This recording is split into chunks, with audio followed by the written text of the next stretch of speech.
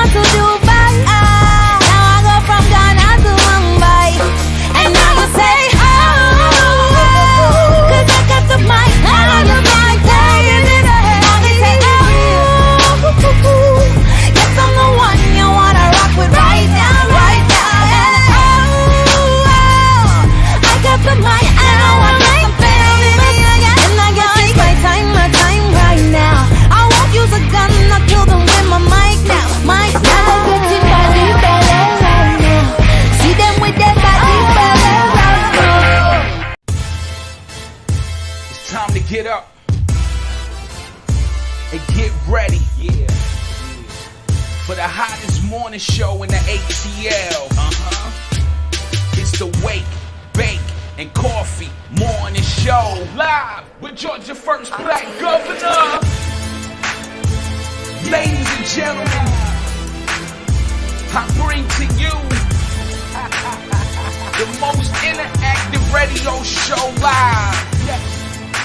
We bringing the hottest news, the illest independent artists, and a whole lot of love, baby. Okay. Get up, roll up, sit back, and ride to the Wake, Bake, and Coffee Morning Show with your host, Georgia's First Black Governor. Yes, good morning, good morning, good morning, ladies and gentlemen, boys and girls. Welcome to God's greatest show on the planet Earth. Right, we are here. Don't let nobody tell you anything different. We are live in the building. Welcome to the Wake, Bake, and Coffee Morning Show. Smile, Mama Quita, you look so mean. Okay. Hey, Mama Quita. There you go. Welcome to the Love Series, ladies and... Oh, man. Okay. I said okay. Welcome to the Wake, Bake, and Coffee Morning Show, ladies and gentlemen. How y'all doing this morning? Actually, let me put this over here because I'm going to need it soon. Put it up here. So how's everybody doing this morning? Welcome to the Wake, Bake, and Coffee Morning Show. We're here, man. It is Mama Quita Love Series Thursdays. So how y'all doing this morning? I'm grateful to be here, grateful to be alive. I'm thankful for my first lady, our children, parents, siblings, friends, foes, and the trolls. I'm grateful for everybody.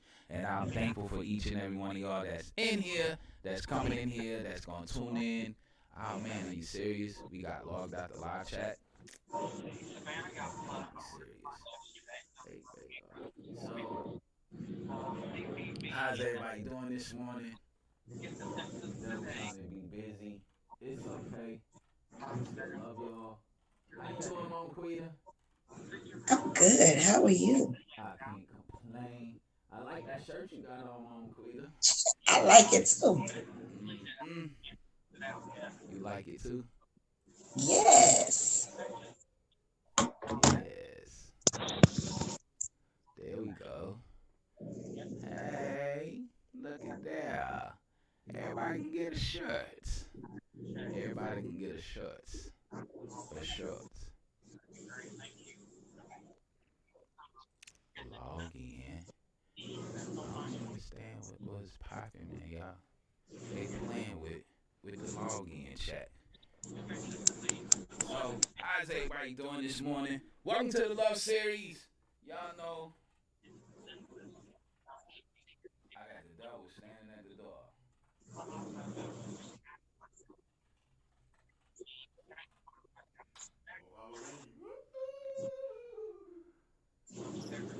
See what I'm saying? See what I'm saying? Yes. So how's everybody doing this morning? Hopefully request was made but no response to receive. Man, this is gonna be ugly. But it's okay. I's not worried. I know who's in charge. So, how you doing this morning, Mama Quita? Wonderful. That is pray that everybody else is also. That's what's up. That's what's up. So y'all know how we do, man. It's the time for y'all to give God thanks. If you didn't Yeah. give him thanks this morning, you know how we do. We'll give you 10 seconds to go ahead and thank him for being alive and get your praise on. And I ain't gonna worry about this chat. Let me just go ahead and close that out so that just don't frustrate me. Right now for the day, it is all good. It is all good in the hood. So we got a good show for y'all today. Mama Quita is gonna bring y'all the business. So, men versus women. I'm a little nervous, okay, because you know we known to be in trouble. So I was a little nervous, just a little bit, not much. Don't be.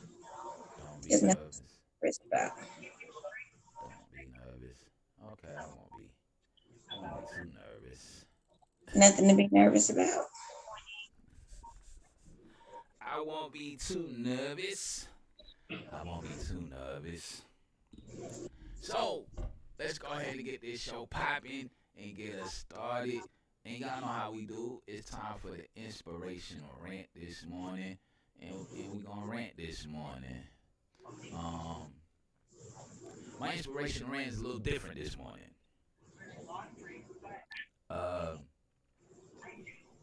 This came to me yesterday after I read it.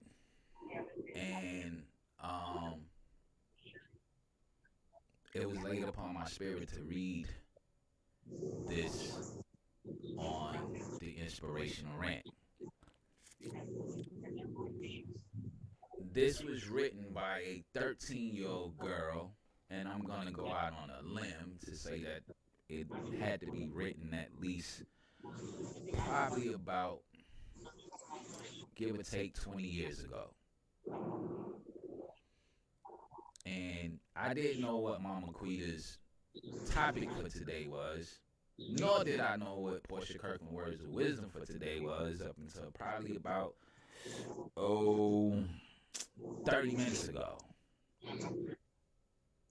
So, it's funny how God lines things up for his will, Yeah. for his purpose. Especially on this show, he always lines everything up. He always on point because he know I don't be. not as much as I should be. Not as much as I should be. But he knows. So I'm forever grateful. When especially when he does things like this, because you have to know that this has to be a work of the Father for things to be the way that they are.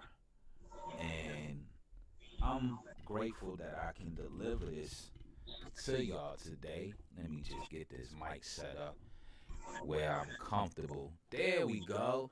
There we go, ladies and gentlemen. Can you hear me better? Can you hear me? Can you hear me? Can you hear me? Yes, that's how I like it. That's how I like it. Where you can hear me loud and clear. So, this letter was written by a 13-year-old girl. And it came out of the book I'm almost finished reading. I got about like 5 more pages and then I'm done. I wish my children would go to class and stop texting each other like they two supposed to be in school right now, and one is, I definitely know, in class. The other one's supposed to be on her way to class, and the other one's supposed to be on her way to work, and they just blowing my phone up. So I probably have about 200 unread text messages by the time we get off the show. So I'm reading from Echo, The Irresistible Husband. This is a very great book for inspiring husbands, men who want to be a husband, men who are already husbands. What it do, Big Juice? Men who are already husbands. And Big Juice, I got you on the ODA gang today. I know I promised it on Tuesday. We didn't get a chance to get to it. I do got you. But if you want to be a husband, You thinking about being a husband. You want to understand what it is to be a good husband, a God-fearing husband, a godly husband, the righteous husband, the best husband. I recommend this book right here by Ed Cole, The Irresistible Husband. I do recommend it for you ladies out here, since it's men versus women. He also have a book called A Unique Woman that I recommend that every woman go get, whether you a single mother or you trying to be a wife, you want to be a wife, you trying to understand the ins and outs of being a wife. Mama Quita's trying to find the book. It's right there. You see it? There you go. Nope. Look up, look down, look over, look around. Check the trunk, check the bag, check the purse. You know, women keep everything in their purse. Check your purse. Everything's in the purse. Everything's always in your purse. That last night was right here. Y'all carry more stuff in the purse than a little bit. Hey, it was right here last night. I was up till almost 2:00 this morning reading. Where'd it go? I went up that late. Maybe 12:30. That's about all I had on it. You might have took it upstairs. You might have put it in the trash. You could have put it on the table by the freezer. Who knows? It might be on the stove. Might be on top of the refrigerator. Could be used as a coaster right now. You know, that's the thing that people do with books. I'm just trying to help you out. There you go. Put it a little closer to the screen. Put it a little bit closer, a little closer, a little closer, a little closer. There you go, right there. So, this is the wife's version of the book that I'm reading. The wife version is called The Unique Woman. For the men, it's called The Irresistible Husband. I recommend that you read the book. The wife's version. Huh? It's called A Unique Woman for a reason. It is the wife's version. It is for wives, single women. It's for women in general. Oh, y'all. And this is too. The Irresistible Husband is for men. Ed Cole Ministry is for men. But he didn't leave the women in the dark. Big Juice said women in their shoes and their purse. A hot mess. I agree, son. I agree. If you ever tried to pick up a woman's purse, you think that she has an artillery in there. I resent that. Everything but the kitchen sink. I resent that. Don't be mad, because that's what y'all do. Y'all have everything in the purse except the kitchen sink. And when I say everything, I truly mean everything. I don't have kitchen sinks in my purse. I don't have artillery in my purse. I used to, but I no longer do. You're the first. You're the first. You're the first. You're the first. You're the first. But y'all keep everything in your purse except the kitchen sink. And if y'all can put the sink in your purse, y'all would do that too. No, negative. We would not. Yes, Thank would. you. Like, Mom, I'm thirsty, but let me pull the sink out here. Have some water. Oh, you so extra. I cannot. That's what women do. Y'all got everything. Band-Aids, Medicaid, everything that you need is in the purse. Lipstick, makeup, combs, brushes. Boy, come in, let me comb your head before you go out here and embarrass me. Y'all got the iron in the purse. Y'all can press clothes on the road. All kinds of stuff. You know, ask y'all a small little pharmacy. Y'all got every kind of medication, Band-Aid, band wraps. Y'all got it all. Y'all got extra clothes, extra shoes, extra drawers in the purse. Shoes in the trunk, not in the purse. Y'all got them in the purse. Y'all got the flats in the purse because them heels be killing y'all. That's what y'all throw in the trunk, the heels. Y'all. Big Juice, that's for those who do that. He said condoms too. They got it all, Big Juice. Condoms, Dabber Dams, Viagra pills. They got it all, Big Juice, in the purse. Really? Anything that you looking for, you can ask a woman. She can dig down in her purse. She got it. I'm telling you, water, juice, cookies, crackers, snacks. They ain't pull out hamburgers and fries if they dig deep enough. Ain't no purse that big. You know what? Y'all exaggerating now. Big juice. You know, hey, come on, big. You know I'm telling the truth, big juice. Women have everything in the purse. Everything. And guess what, Mama Quita? At this point right now, you're the only woman in here, so no other woman is here to help Hey, defend guess you. what? Because I didn't get my YouTube notification. That's why I was asking you, did you do notifications? I didn't get my YouTube notification. And I'm trying to think, did I get my Facebook notification? Well, the Facebook notification I do know popped up. I got Okay, the, I did see the YouTube notification pop up. I didn't get it. So I need you to Hey, send it to me so I hey, can share. hey, what are you doing? What are you doing? What are you doing? I don't know what Bixby is doing. I said YouTube notification, and guess what?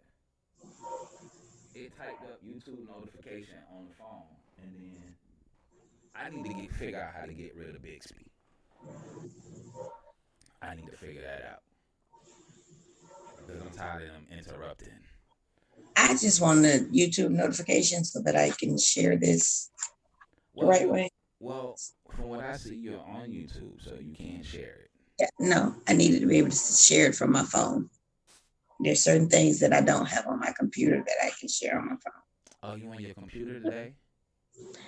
I am always on my computer. Oh, Thank you. okay. Well, guess what? You can go on your phone, right? Go to YouTube, check your Look inbox. here. You It'll be in your inbox. I'm gonna be frozen and I'm gonna have to do a whole lot of extra. You know what? Just don't worry about it. I'll get it out there. That's all right. Well, then just share from Facebook. Just share Facebook. Let's get the Facebook numbers up today. I did share on Facebook. Yeah, Thank you. so bring everybody in on Facebook. So let me go ahead and get into the inspirational rant this morning. As I was stating earlier, it is coming from the book The Irresistible Husband. I'm gonna read a letter that was written by a 13-year-old girl. Um, it is called A Wish for a Father.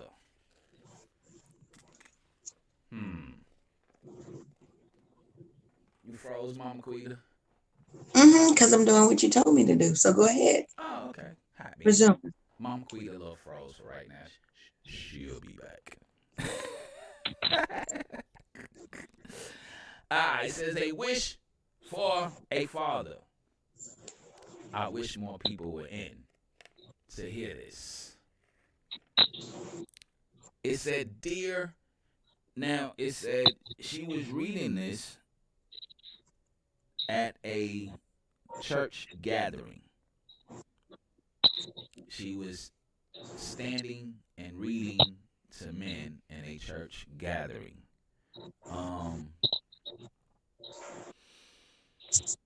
It said, dear fathers, with an S. Not her father, but dear fathers. I am a 13-year-old girl who attends church where some men are having problems with their marriages and some are thinking of divorce. If you're a father thinking about leaving your family, I don't believe you truly know in your heart what your child or children is going through. My parents are divorced, and this is my thought from a kid's point of view. I may seem to many as a normal. Yo, Bixby, stop it. I'm sorry. I wish I could figure out how to cut Bixby off. Bixby needs to disappear. It says, I may seem as a normal 13-year-old girl. I smile on the outside and show positive and happy attitude. But on the inside, I am crying out so loud for a normal family life. You see, my father left my mom's when I was 18 months old. Oh, sure, he probably thought I was too young for the divorce to affect me, but oh, how he was wrong. What happened to the commitment, the promise that he made my mom, and most importantly, to God? How could he ever make such a selfish decision to leave us? Did he ever think how his decision affected so many lives? Will he ever understand what I am feeling? And will he ever realize he has scarred me for life? I just want to be a normal kid. What is wrong with that?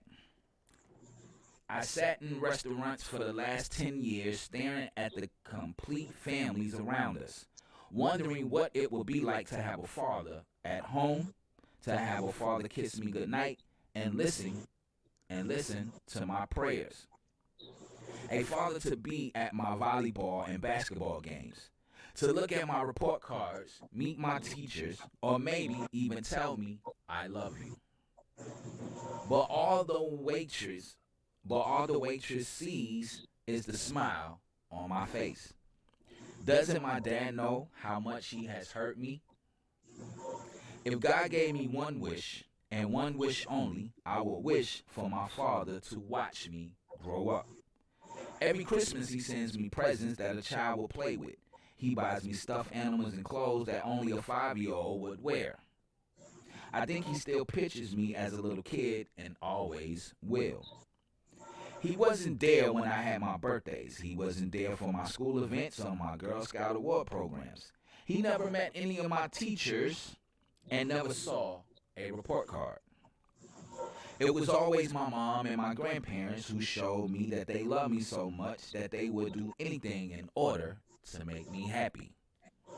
I'm sure my dad thought 10 years ago when he made the decision to leave that he could be a good father and be there for me anytime. Well, things changed through time. He started off seeing me once a week, then every other weekend, then he moved to another state. I've seen him only once since then. Phone calls are infrequent. Did he realize our father-daughter relationship would end?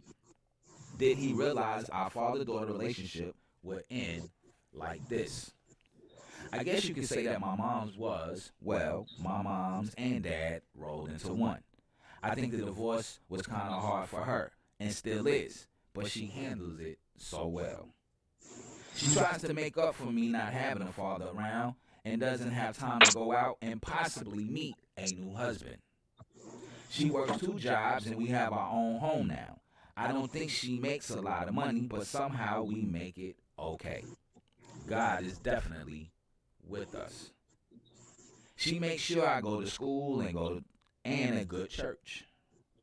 She goes to most of my school activities and take off work to go to my volleyball and basketball tournaments.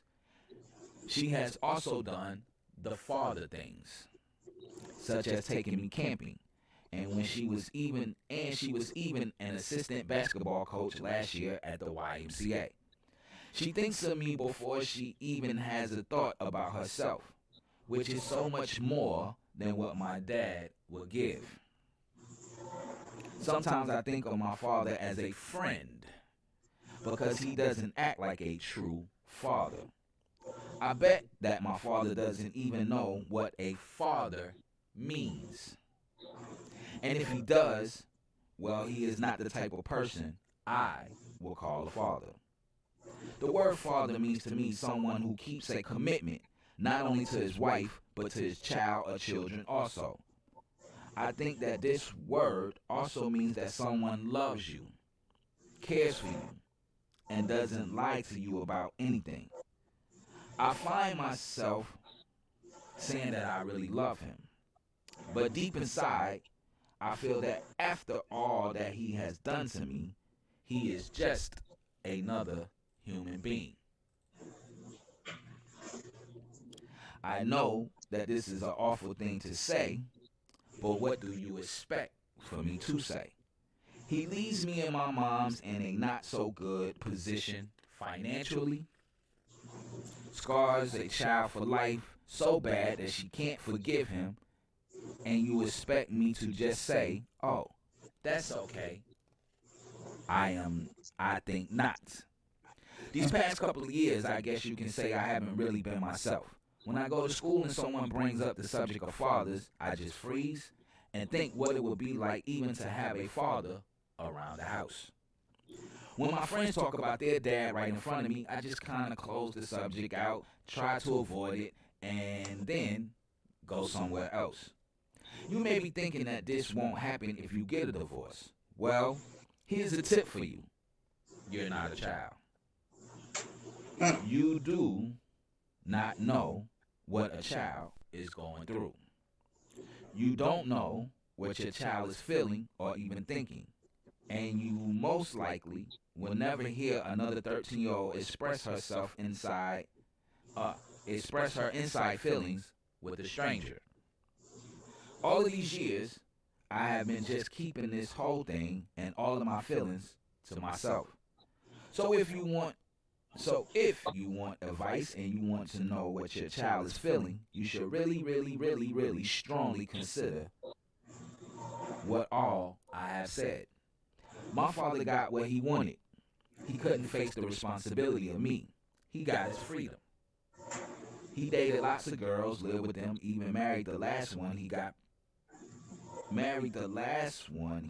her pregnant. Even married the last one when he got her pregnant.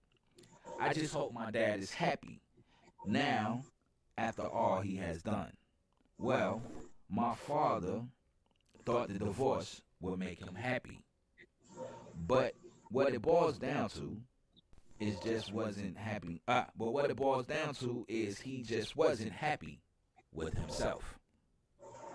He gambled, and what he didn't realize is he lost his little girl. If you're thinking about getting a divorce, think hard. Not only is God crying with sadness, but so are your children. Being a good off-site father is impossible. Being strong and being a husband and father you promise to be. If being a father is important to you, then stick with your marriage. Think of your kids. We are crying for your love and fulfill promises. That is my inspirational rant for this morning.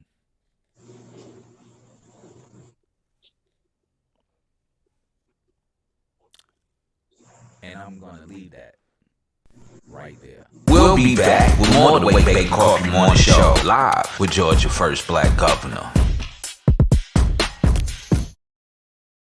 Hey Barack, what it do? I'm wondering if I should run this by you. Or is it best to address Michelle? She's a mother, she can relate well. And deliver this message to you as a wife to a husband, a woman to her man.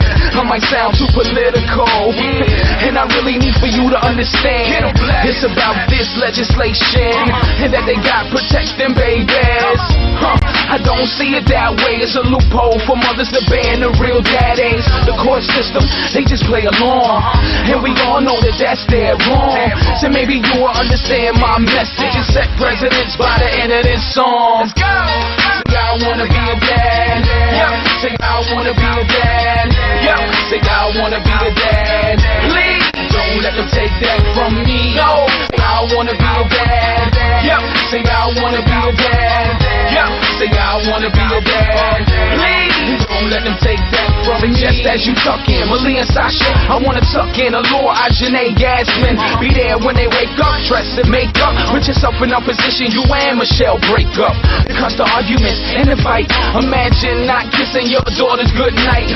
Michelle is a million men like me, paying child support, that's nothing. I wanna help with homework, cook dinner, take them to school, be a strong man for them. Father, daughter dance and tell them about boys. See their graduation and their first day of college.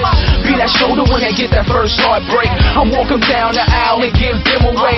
See, any man can lay down and be a father, but what I'm talking about is so much larger. Say I wanna be a dad. Yep. Say I wanna be a dad. Yep. Say I wanna be a dad. Please don't let them take that from me. No. Say I wanna be a dad. Yep. Say I wanna be a dad. Yep. Say I wanna be a dad. Please don't let them take that from me. Shouldn't be wrong for mothers to teach their children to grow up and hate their fathers. We understand we not together, but keep using our children, we'll damage them forever. Stop keeping them out of lives. I need son, you said the one, yeah, to make this right. I'm not just speaking for Anthony. There's a million men in America just like me. It's not a black thing, see, it's a man thing. No matter our race, we all in the same gang. We want the best for our children, and that has to be more than visitation on the weekend. Building real time, building that bond. No man wants to leave behind daughters that's lost. I had a mother's raised deadbeat sons. So Michelle and son, yeah, believe me when I tell ya. Say I wanna be a dad. Yep. Say I wanna be a dad. Yep. Say I wanna be a dad. Please don't let them take that from me. No. Say I wanna be a dad. Yep. Say I wanna be a dad. Yep. Say I wanna be a dad. Please don't let them take that from me. Say I wanna be a dad. Yep. Say I wanna be a dad. Yep. Say I wanna be a dad. Please don't let them take that from me. No. Say I wanna be a dad. Yep. Say I wanna be a dad. Yep. Say I wanna be a dad. Please don't let them take that from me. Yes. That was Blessed with Dad. That was a conduit to what was read for the inspirational rant. There are a lot of parents, there are a lot of children who want their dad a lot. And then you have a lot of dads who want to be dads and be fathers to their children, and yet are not allowed it to. I understand this little girl's pain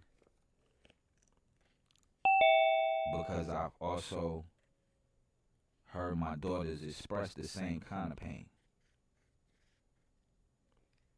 However, my daughters also know and understand the circumstances that took place. And I think as men, you need to be able to comfort your daughters and your sons so they can have an understanding. The only difference is rarely do, good morning, Mr. Claire, good morning, Mrs. Claire. Rarely do you have situations like mine where the father is forced out of the child's life. That is a rarity.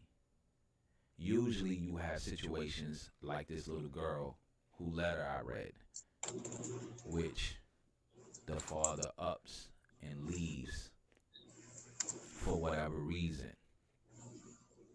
Whether it is he doesn't want the responsibility of the child, he doesn't know how to handle responsibility, he hasn't been given accountability. Some leave for whatever reason. But it's a rarity where a lot of them are forced out. That is a rare occasion.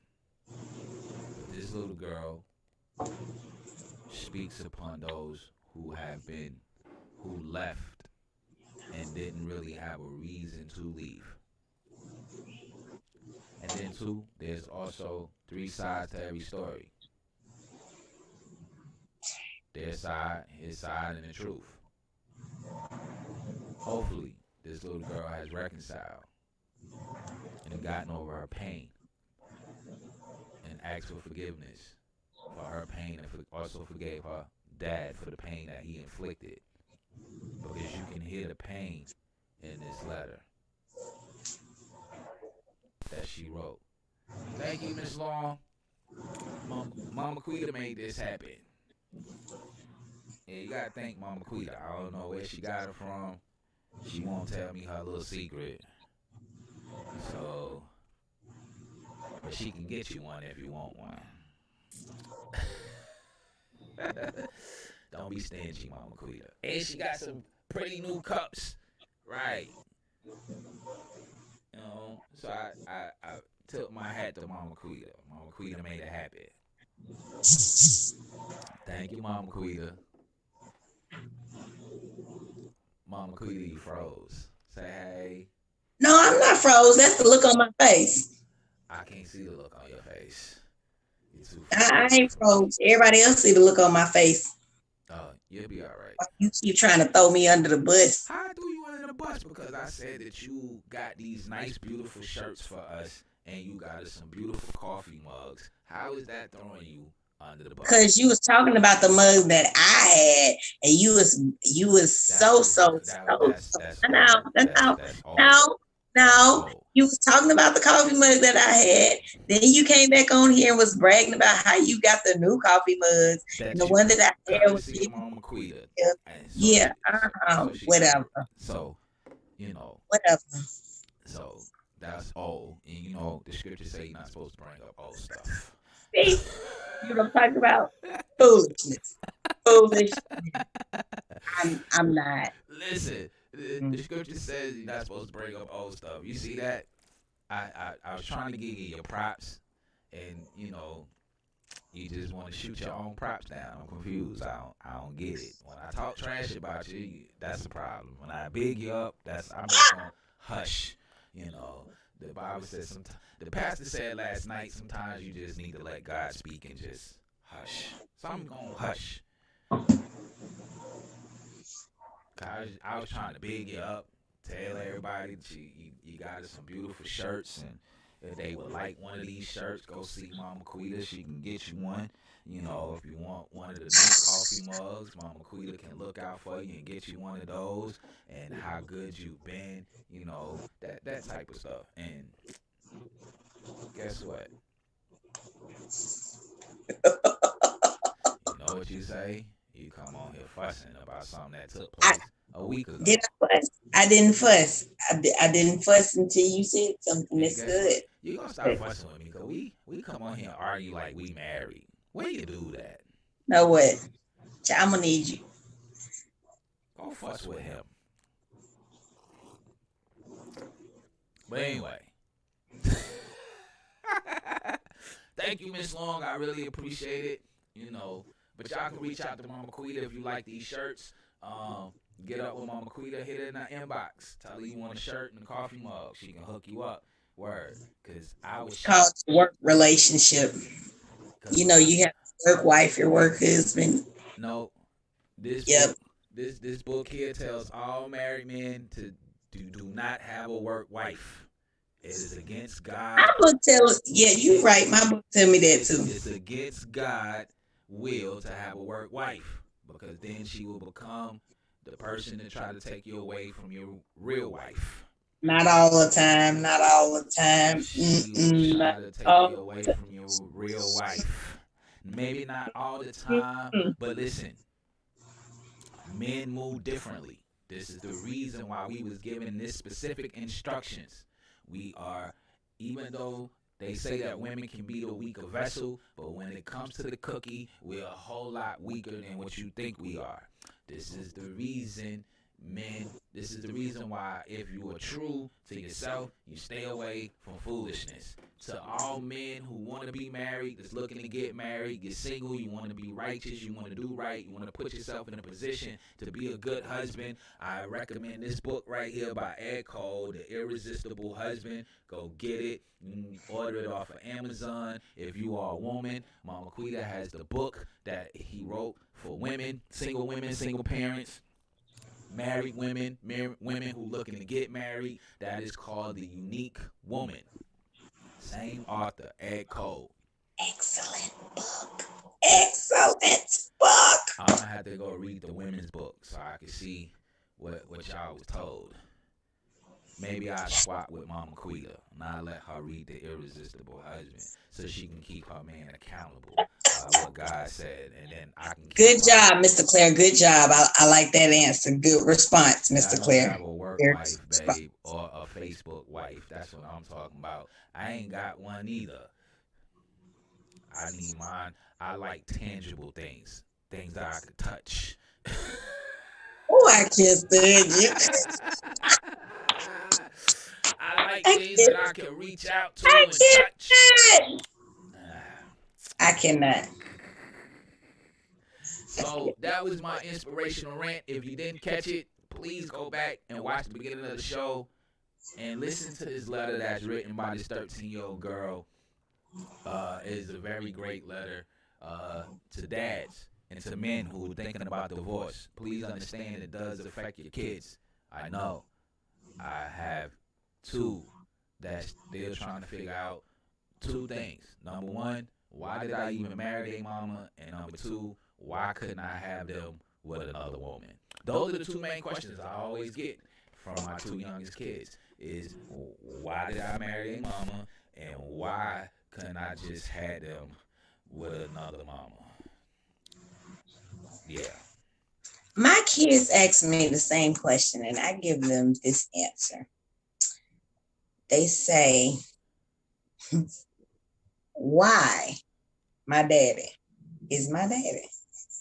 And my answer is because God created you to be who you are. And if he had to use somebody else, you wouldn't be the person that you are, which means you wouldn't have the calling that is on your life, which means that the purpose that he intended had to be from you, which took your father's DNA and my DNA to make you, since you are unique.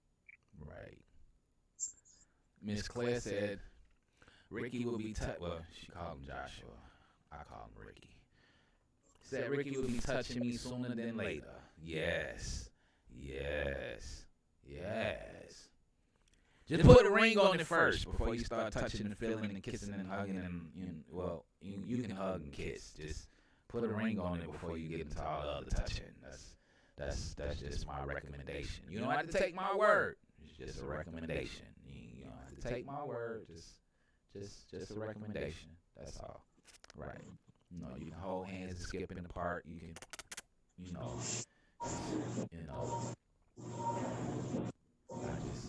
I recommend that you get married before you do too much touching. Keep it pure. Keep it pure. Keep it pure. So today, Miss Portia Kirkland, words of wisdom. I'm gonna do it. I'm gonna do it. I'm gonna do it. You gonna do it? I don't put that out. This is your day. So you got it. It's on you. When people come to you with their dream, whatever it is, sometimes they just need to hear, you can do it. Go for it. Give it a shot. They've already rehearsed. I'm sorry. Hold on. They've already rehearsed for failure. They need you to tell them their dream is possible. Be a part of someone's victory. If enough people believe, the dream just might come true. Any mistakes or detours, God can handle. Help people to keep the faith. pkfaith.com. Let me read that one more time. I don't know why my volume is acting funky. When people come to you with their dream, whatever it is, sometimes they just need to hear, you can do it. Go for it. Give it a shot. They've already rehearsed failure.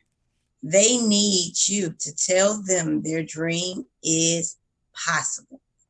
Be a part of someone's victory. If enough people believe, the dream just might come true. Any mistakes or detours, God can handle it. Help people keep the faith. pkfaith.com. It is so funny how God works. Because just this morning, I was thinking about our show. I was thinking about when I decided to start doing speaking. I was thinking about how many people have been out to actually see me. And then I was thinking about, it's amazing that, and I guess God really meant for me to speak on this because I wasn't going to say anything, but it's amazing that the people that are closest to you would be the ones you expect to support you. And most of the time, those are the last to support you. Right. They jump on the bandwagon after strangers do. You know what Jesus said. He's walking proof because he wasn't even accepted in Nazarene, as a Nazarene. He had to go outside of his hometown and preach the word and get love from strangers before he could come back home and be accepted. Because at home they were saying, ain't that the carpenter's son? Who does he think he is? But the people who are closest to you are usually the ones who actually will shut you down, because they're still looking at you as the little girl or the little boy, or they're looking at you for the mistakes that you made, never realizing that you actually grew up. I take, for example, Gov, you on the show. I knew you back where we were in high school as versus now. I knew you who you were almost 2 years ago versus now. And I see your growth, but someone who does not see you on a regular basis would just say, oh, that dude right there, he a fool. Nah, I'm serious. No, I know you would. I mean, I know you are. I think about even myself. I've always been quiet, shy to myself. Nobody would have thought that I love getting up in front of people and speaking. Nobody would have thought that I would have the boldness to actually get up. I can get up in front of thousands and I'm okay. But because back in the day, I've always been the person to push the person in the spotlight and boost them. Now, I love being, and it's not that I love being in the spotlight, but I love being an influence and drawing people to God, which is what I do. That's who I am. And it's funny because once you come into your confidence and knowing who you are and your identity, it doesn't matter who looks at you or who rejects you or who does not accept you, but your confidence talks and walks for you. But it is important because it's certain people in your life, it's certain relationships, even when you say, I don't care what people think about me, it is certain relationships that you care about. Yeah. And you tend to nurture those. And those people have a very important effect on you. And if they begin to say, well, who do you think you are? What, you can't do this, whether you realize it or not, it does affect you and how you think about yourself. And it ends up affecting what it is that you're doing. So when those people come to you and they're telling you they're going out on this business venture, I know a lot of times we just want the best for the person. And we might have questions or concerns about what they're doing. Think about how you respond to that person. Don't necessarily tell that person, no, you can't do this. No, you can't do that. I tend to ask questions to make the person think about, okay, what is it that I'm doing? How is this going to affect me and my family? And do I have all the resources that I need to make this work? And then I ask them, if you fail, how would that affect you? But understand that failing is a part of getting to success. Yes. Mr. Clay said, no one would have thought I was always a peacemaker first before taking it to the extreme. And Mr. Shaheed also said the people, he agreed with you, the people closest hurt you the most. Oh, man. And it hurts the most because they're the people closest to you. And those are the ones that you expect to lift you up. Those are the ones you expect and want to help boost you up, to give you the confidence that you need. So when they're not behind you, it crushes you.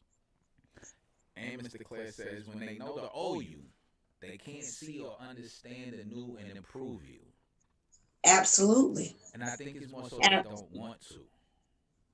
Absolutely. Because when you are new and improved, that means you have outgrown or you are growing. And 9 times out of 10, they're still in the same predicament.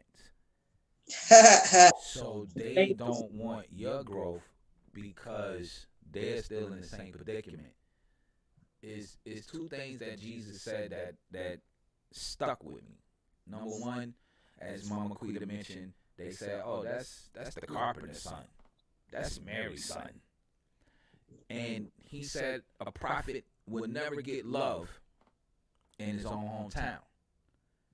And I took that to heart, especially as an artist, because it started to make sense that those in your hometown, those that are around you, will be the last to support you. And what's crazy is when you think about artists, a lot of artists who break their careers never break their careers in their own city.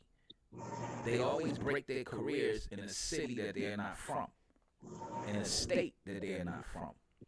And Jesus also said when he was sitting there ministering to the disciples, and someone came, I think it was Martha that came and said, your mama and your brother and your folks at the door. He said, no, my mama, brothers, sisters are sitting in here with me.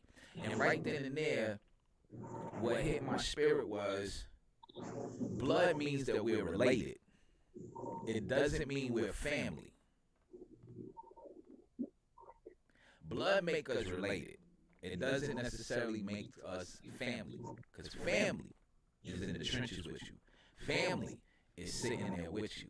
As Mama Quita and Portia said today, family would say, "You can do it. Go for it.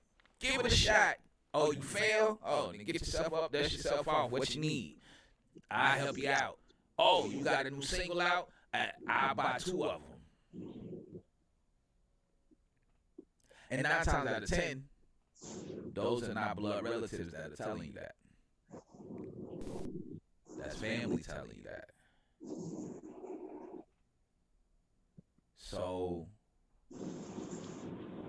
just keep that in mind, because I know Mr. Shaid, he's an artist, and he gets a lot of views, and he has a nice following. And he's out here doing his thing. But he understands that principle, because we've had that conversation. As an artist, I had to learn. As a songwriter, I had to learn. It's not those that are close to you won't believe in you. And it's something that I've seen on social media that pans true. If you tell somebody on Facebook you started a new business, you might get 4 likes. But if you tell somebody you got a new job, your whole timeline will blow up your post. "Oh, bro, you got a new job? Shit, boy, get me in. Where you work at? Who do?" But if you tell someone you're starting a business, you're stepping out on faith to create something, you hear crickets. But just know that God hears you. God sees you. And if he's planted it in you, he's going to bring you the means and the resources and the people to get it done. So that's my 2 cents. Or maybe $1.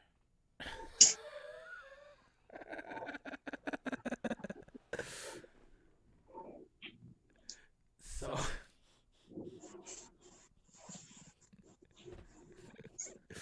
that's my $1. That's my $1.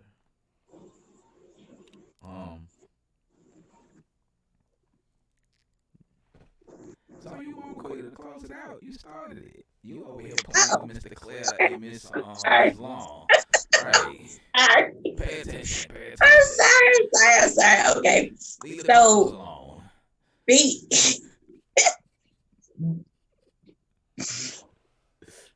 be Be the biggest supporter you can be. We all need support. We all need the boost. I don't care who comes to you. Don't kill a dream. Don't kill a vision. Because you didn't create that vision. You didn't create that dream. And if I've learned nothing else, I've learned at least two things. One, God is the creator. So he created that dream or that vision and he dropped that inside of that person. Two, no dream or vision comes true easily. A dream and a vision is always worked at before it becomes successful. So most people are harder on themselves than outside people are. So when they come to you, they've already had 1,000 reasons why they should not do what they do. And somehow they've worked themselves up to believe that they can do or perform or make this dream come true. So don't shoot down their shots. Boost them to take their shot. Right. That's all I got, y'all. That's all you got. That's all I got. So we read the word of wisdom. One more time for the road. Huh? Oh, when people come to you with their dream, whatever it is, sometimes they just need to hear, you can do it. Go for it. Give it a shot. They've already rehearsed failure. They need you to tell them their dream is possible. Be a part of someone's victory. If enough people believe, the dream just might come true. Any mistake or detours, God can handle it. Help people to keep the faith. pkfaith.com. Yeah. So y'all can follow Miss Portia Kirkland at pkfaith.com. That's at pkfaith.com. If you'd like to leave a comment, like or share Miss Portia Kirkland Words of Wisdom, it's on the Georgia First Black Governor's page, it's on Mama Quita's page, and it is on the fans of the Wake, Bake, and Coffee Morning Show page, all on Facebook. So, we're going to take us a little break. We're going to come back. We're going to throw in 2 songs and maybe a commercial too, because you know we got to play Mama Quita's theme song before she come on here and do her little thingy thing. And courtesy of my man Big Juice. Big Juice, I got you. I got you. I got you. I got you. So, with that being said, it's men versus women today. So, Mr. Claire, I hope you got your A game. Big Juice and all the men in the building, I hope y'all came on y'all A game. Because whenever they do men versus women, they feel like they can win. Now, I don't need the men to go nowhere. If anything, I need for you to invite more men in. Because usually when it's men versus women, y'all tend to try to leave me in here by myself. Okay? So don't be scared of these women. We ain't got time to be scared. We gonna stand up and be men and do what we gotta do. We ain't scared of them. Okay? So I need for y'all to stick around and all that other good stuff. Because guess what? We'll be back with more of the WakeBake Coffee Morning Show, live with Georgia's first black governor.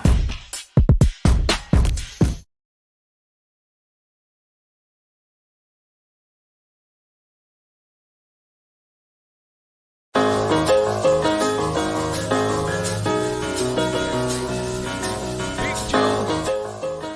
This is a full-blown request for Big Juice.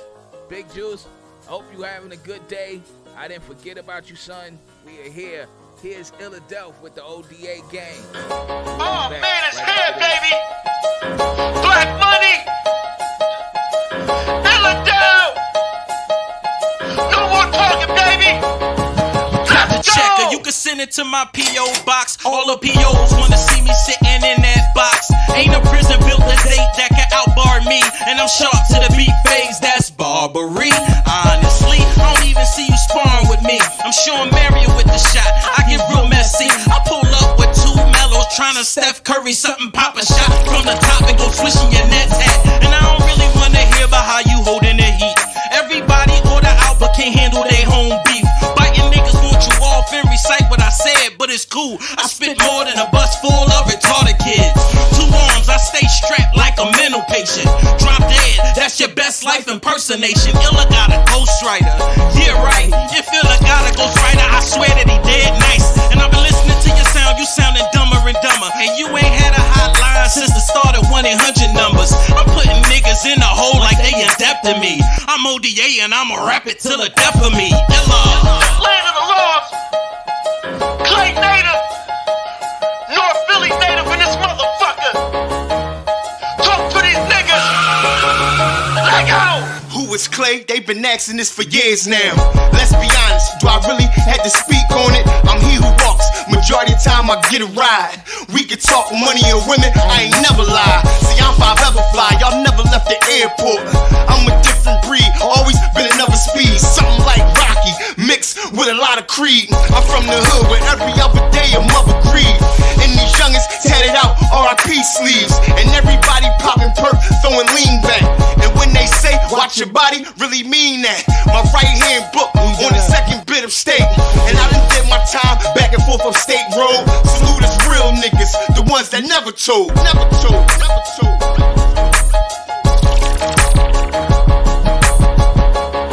Bar for bar. Eve, the lyrical monster. He just keep on spitting. Let's go. Everything you could ever need in an MC. Astonishing and clever anger you don't wanna see. Z for the Zill he got while they was sleeping on him. A tribe of 10, Houston, we got a problem. Mental illness, poverty, economics. He shouts some more so the floor. He banging his head, proactively decided to wear the crown instead. The Division 2 dropout, main focus more. Quiet boy next door, the folklore of it all. Animal in the cage, stage rage when he on. Mr. Give him more doors open for your applause. He's the law, not to get along with or sing on a song with. Causing conflict amongst the people in the moment. Makes sense that he own it. Punches from his own hand, snap back to being flawless. When it all switch he pulls. The core can't take it.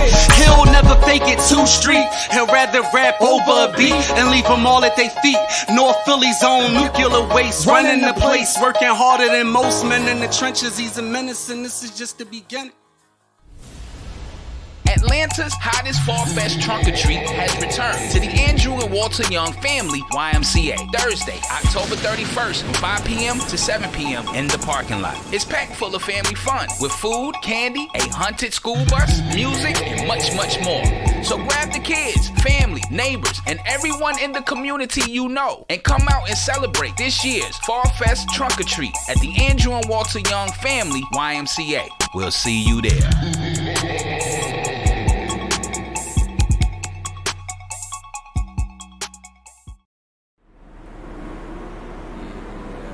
Y'all know what time it is. Here's the theme song to the Love Series. Here's Mama Quita, baby daddy without the baby. Still ain't figured that out, and I probably never won't. However, here's my man Sean Isaac with Love You Harder. And we'll be back with Men versus Women, Mama Quita's Love Series, right after this.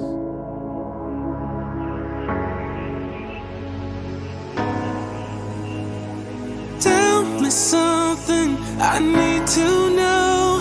Then take my breath and never let it go. If you just let me invade your space, I'll take this pleasure and take it with the pain. And if in the moment I bite my lips, baby, in the moment you know this is something bigger than us.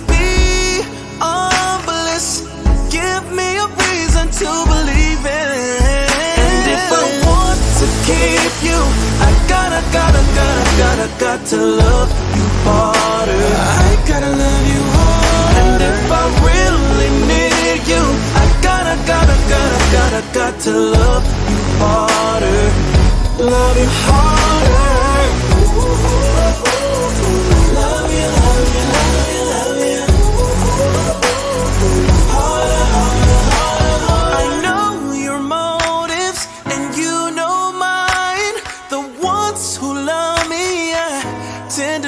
behind. If you know about me and choose to stay, then take this pleasure and take it with the pain. And if in the moment you bite your lip, when I get you moaning, you know it's real. Can you feel the pressure between your hips? I'll make you feel like the first time. And if I want to keep you, I gotta to love you harder. I gotta love you harder. And if I really need you, I gotta to love you harder. Love you harder. Love you, love you, love you, love you. Harder, harder, harder, harder. Love you, love you, love you, love you. Harder, harder, harder, harder. So what do I do if I can't figure it out? I gotta try again. Oh, so what do I do if I can't figure it out? Said I'ma leave again. To keep you, I gotta. Said I got to love you, babe. Said I gotta love you, babe. And if I really need you, I gotta to love you harder. Love you harder. And if I want to keep you, I gotta to love you harder. I gotta love you harder. And if I really need you, I gotta to love you harder. Love you harder. Yeah. Love you, love you, love you. Harder, harder, harder. Senso sketch. Love you, love you, love you, love you. You back at it again. Harder, harder, harder, harder. ODLTL.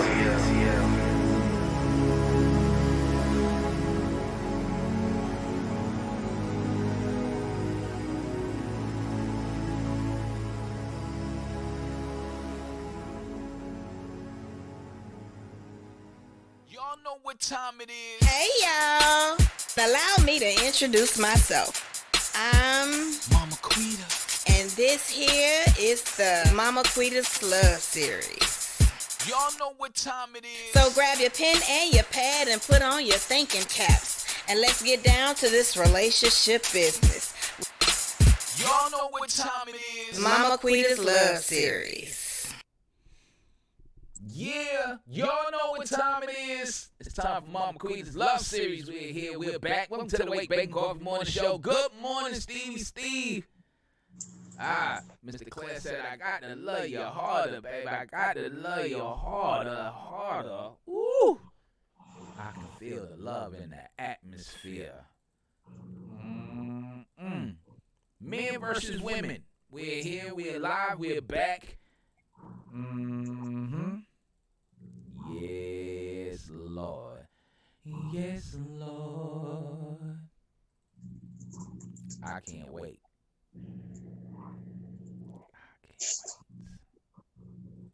Hi, y'all. Yeah. She like, hi, y'all. Good morning, Steve. Okay. So, I do a lot of studying. I do a lot of praying. I do a lot of reading. I do a lot of listening on YouTube and TV shows, and I'm always soaking in stuff. And a revelation that I got was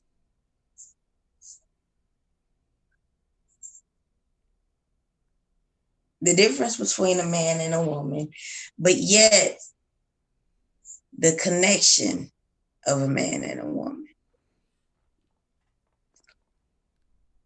Okay, so in creation, God created man and God created Adam, right? And when he created Adam, he brought all the beasts of the field, and Adam named them, and he tilled the earth and the ground, and he took care of the earth as a whole.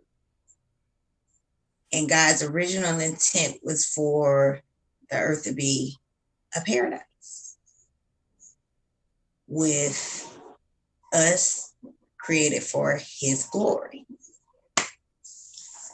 So as God was bringing all the beasts and he had created this man, he realized that man was not complete. Like, he was on this earth by himself. He didn't have nobody to talk to. He didn't have no company, no companion. So God said, all right, let me give you a companion. So God put Adam to sleep. He opened his side and he pulled a rib from Adam and created woman. Now, in creating woman, God didn't create woman. He made a woman. He formed a woman. And in his formation, women were created to complete and be a helpmeet to men, but also woman equals manliness. Hear me out for a second. Woman equals manliness, and manliness is that which causes a man to act like a man. Let me say that again. Let me say that again. Woman equals manliness. Manliness means that which causes a man to act like a man. Let me give you an example. So, women like to be beautiful. We get our hair done, we get our nails done, we wear clothes that are flattering to our bodies, our shapes, our sizes, most of us. And when a man sees a nice looking woman, his whole demeanor changes.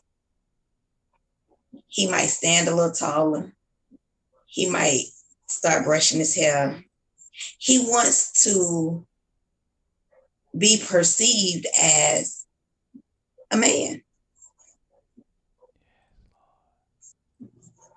Women were created to bring out, push whatever that has been cultivated by God within a man out of it.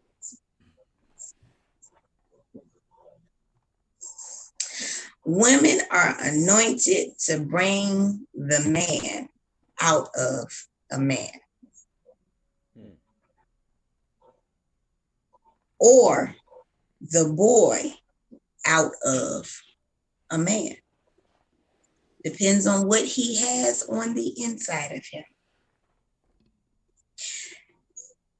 When you're dating a man, that is the time for you to get to know him, get to know what's inside of him. 9 times out of 10, you're going to see if he is a man or a boy. It's going to be obvious. Now, whether or not you receive those red flags or you ignore those red flags, a lot of time it has to do with 2 things. 1, if you're already having sex, and 2, if you just want to make something happen. But the fact is, when you become married, you can no longer ignore those things that you ignored prior to. When you become one and you're with that person 365 days of the year for however long, I'm just going to say of 1 year, those little things you thought you could ignore, those little things that you thought didn't matter, those little things that you overlooked, those little annoyances that did not get on your nerves because y'all were still in two different places, yeah, they become magnified. And if it is a boy that you're dealing with, the woman in you will push every button to bring that boy out. If it is a man in you, the woman in you will push every button to bring that man out. Good morning, Nadia. That is your responsibility, whether you realize it or not. When you talk to married couples, or even couples that have been together for a long time, they will tell you, most men will say, that woman right there knows how to push every button in me. She can make me madder than anybody else. Why? Because, and a lot of it, you're right, because she knows them, but at the same time, because it is her job to push him to every limit to be the best that he can be. Now, sometimes it don't work out that way. Sometimes it don't push him to be the best. Sometimes it pushes him to be the worst. You got to know who you're dealing with. Yes, Lord. But the fact is, women were created to push men to be men. And when we're dealing with relationships, y'all, we've got to understand that love is not a feeling. It is a choice. Most people have that all misconstrued. They think they in love because they got this giddy feeling and they just can't go without the person. And they just feel like they got to talk to them and be around them and be in their presence. And yeah, that's called infatuation. Sorry to burst your bubble. When you first get with somebody and you get to know them, that's called infatuation. That's not called love. Because love is proven when you can't stand that person and y'all are bumping heads about everything, but you choose to stay there. You choose to make it work. You choose to push through. That's love. Love is a choice. It's funny because I was in the car with my dude, and yesterday he was your significant other. Now he a dude. I'm confused. You know what? I'm sorry. I'm just trying to help you out, bro. I ain't gonna just let her throw you under the bus like that. Yeah, I cannot stand you. Okay, I'm sorry. You was her significant other 2 days ago. Now you just a dude. What did you do yesterday? I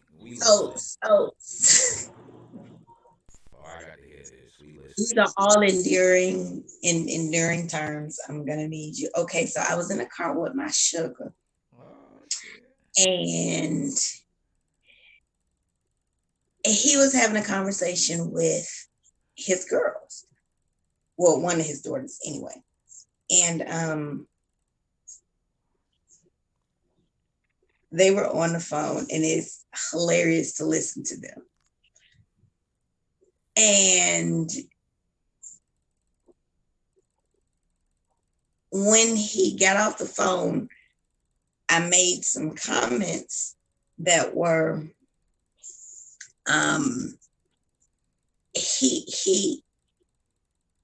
he asked questions that kind of just causes him to react to what they're saying. and they sit on the phone and they entertain him because they truly want to be on the phone with him. But after we had made the comments, God chastised me because he said, your intentions are good, but stop making comments. Let him handle what he's handling his way. And the reason being is because as a woman, you handle things one way. As a man, he handles things a different way. So leave that man And alone, for, Quita. huh? Leave that man alone. I got you today, And bro. for I got me, you. I got you, bro. and for me, hush up. And for me, I'm more calm. I don't ask questions that I know I'm not gonna like to answer. Well, I do ask questions that make them think or make anyone think. I don't necessarily ask questions for an answer that I know is not going to make sense. If I know you're going to give me an answer that I'm going to be sitting there looking dumb with, I'm not going to keep asking you the same question. I'm going to ask you the question that's going to make you think about what you're going to say. And if you know it's going to come out dumb, you ain't going to say it. Or you going to make sense of what you're saying. And if I have to repeat it, you going to give me an answer that's going to make sense. Whereas he will ask questions and keep asking the same question, knowing he ain't going to like the answer. Then sometimes get his feathers a little ruffled. And I'm sitting there and I'm like, why are you even putting yourself through this? Why? But it works for them. It totally works for them. He entertains them, they entertain him, and they connect because they know how to deal with one another. And in relationships, you learn how to deal with one another. You learn how to make things work. It's a choice. But you hear that saying, women are from Mars, men, wait. Women are from Venus, men are from Mars. Yeah, women are from Venus, men are from Mars. I'm from Earth. I don't know where that comes from, but okay. Men are from Mars. Shut your face. You know what, y'all? I can't. Okay. And it's definitely true when it comes down to how we think, how we move. Because women are nurturers. So like the show Jeopardy. Absolutely, Mr. Claire. Absolutely. I mean, hey, I ain't mad at the brother. Ask all the questions you need to ask. Don't let Mama Quita deter you from asking questions, son. And that's not what I was trying to do. Well, you know what? I don't know. I don't think I was trying to deter him from asking questions. More so, don't get yourself upset. And he wasn't upset, to be honest. He wasn't upset. He wasn't frustrated. He just, that's what he does. And that works for him. And I try, and I find myself trying to make him do what works for me, and that doesn't work because he's not me. He has to do what works for him. And I have to be okay with that because we're two different people. We have a lot of similarities, but we have a lot of differences also. And that's in every relationship. Every relationship, you're going to have similarities that bring you together, but you also have differences, which you two work off of each other's strengths and weaknesses. You play off of them. Now you have to be careful with playing off of them because you can play off of them in a good way. You can play off of them in a bad way.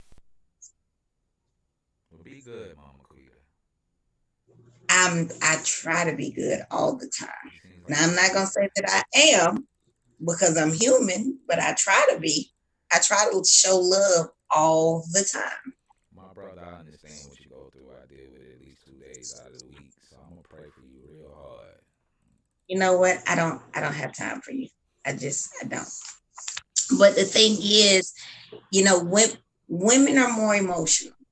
Women tend to be on this up and down roller coaster with their emotions and their hormones and all that good stuff. And then men, you guys just you're more steadfast. You're more, you see it, you deal with it, it's done. Women tend to, absolutely, Mr. Claire, our differences should always complement each other. And that's what actually balances things out and pushes. That's where I've said this before. When you're with the right person, they push you to be the best and you push them to be the best. Right.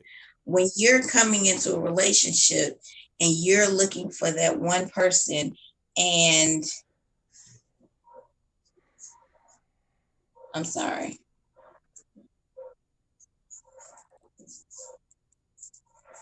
And you're trying to figure out if this is the one. Look at all the different areas in your life. Look at the time that you've been with this person. Does this person push you to be the best that you are going to be? Does this person, just like we were talking about with Portia Kirkland's words of wisdom, is this person your big-ish cheerleader? Or does this person hold you back and keep you from that dream, that vision? And if they see nuances, if they see issues, why are you pulling over Stevie Steve? I hope that's good. If they see nuances, if they see issues, Why can't I are never they? see Stevie Steve? I'm sorry. I can't never see Stevie Steve comments on Facebook. Oh, I'm sorry. He says he have to pull over. Are they helping you to work out those kinks? Or are they telling you, don't do that? That's not possible. Why are you doing this? Why are you doing that?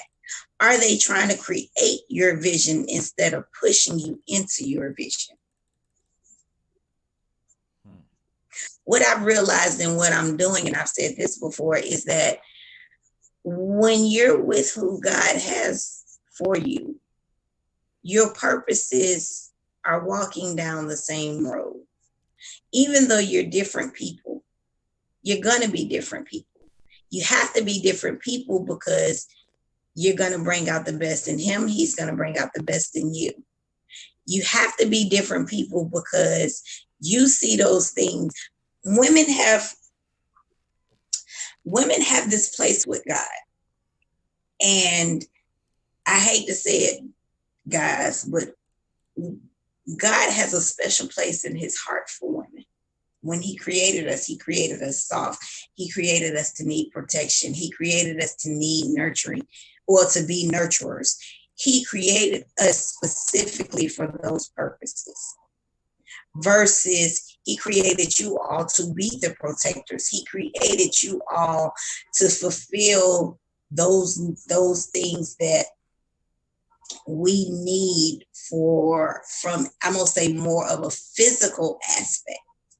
And we fulfill more of that spiritual aspect. So with that. I like that. Say that one more time. Then you can take us to break. Men are, huh? So then you can take us to break. Oh, okay. I'm gonna say this again and then we're gonna take a quick break. Women are created soft. Women are created nurturers. When women need protection, whether they say it or not, when God placed men on this earth, he put you all here to provide for us, to protect us. We are the inside. You guys are the outside. If that makes sense. Perfect. You guys are the protection. You guys are the providers. You guys are the hard shell. Let's take an egg. You guys are the hard shell. We are the yolk. You guys are the external. We are the internal. You guys are more of the physical. We are more of the spiritual. So with that being said, our emotional part is kind of all over the place until we're grounded in God, in which then we are able, well, naturally we are nurturers, but when you're grounded in God, you're actually able to give the nurturing that comes from God. That makes sense. I hope that made sense to everybody. Oh, I know you're gonna break it. Okay. I'm gonna need y'all to think about what I just said, and then we're gonna take a break, and then I'm gonna come back, and then by then I'm gonna let that have sunk in, and then we're gonna elaborate a little bit more. See y'all in about 2 minutes. We'll be back with more of the WakeBake Coffee Morning Show, live with Georgia First Black Governor.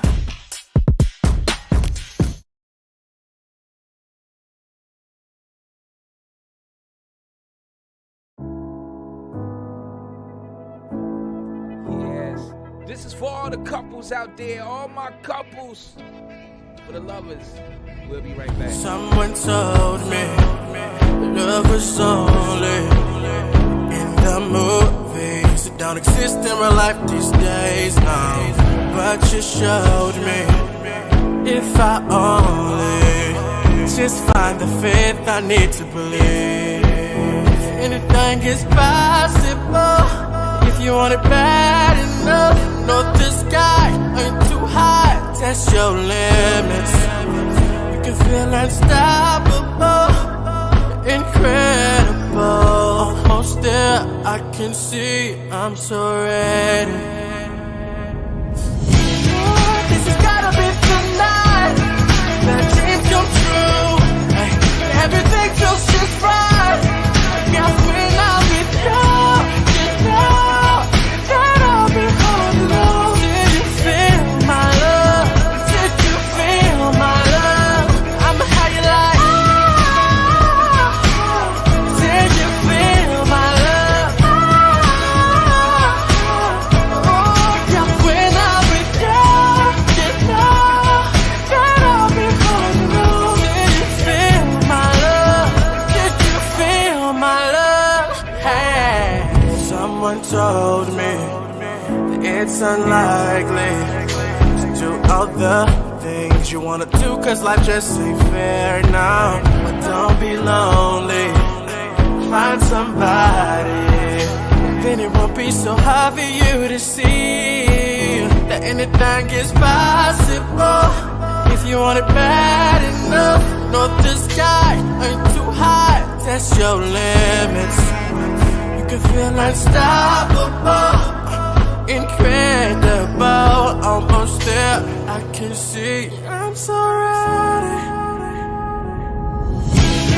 This has gotta be tonight, the dreams come true. Hey, everything feels just right. Guess when I'm with you, you know that I'll be holding on. Did you feel my love? Did you feel my love? I'm how you like. Did you feel my love? Oh, yeah, when I'm with you, you know that I'll be holding on. Did you feel my love? Did you feel my love? Everything that I've ever wanted right in front of me, not a dream, eyes wide open. Girl, I'm here, and I'm coming in, doors are closing. I won't run, cause I'm chosen. I won't run, cause I know that this has gotta be tonight, the dreams come true. Hey, everything feels just right. Guess when I'm with you, you know that I'll be holding on. Did you feel my love? Did you feel my love? I'm how you like. Did you feel my love? Oh, yeah, when I'm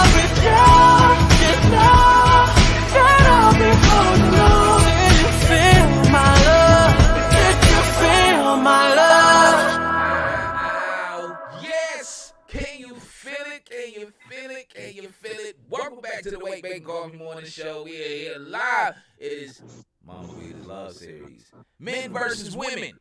And now we ain't the same. Thank God, because I get to pee outside when the bathrooms are full. Right.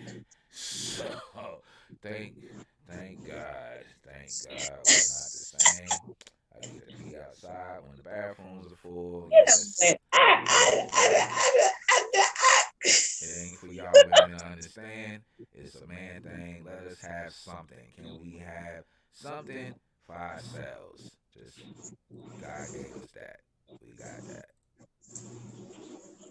So that's my man.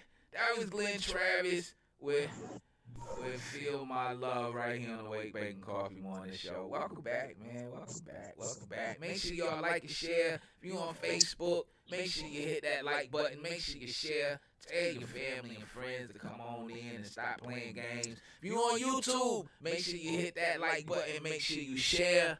Yes. So, I thank y'all. I thank everybody for tuning in. Make sure y'all hit that like button, pump some hearts, tell everybody we here. The greatest thing that you can do I know we say that you can make donations to the show via PayPal, Cash App, but the greatest thing that you can do to help this show is to share and to like.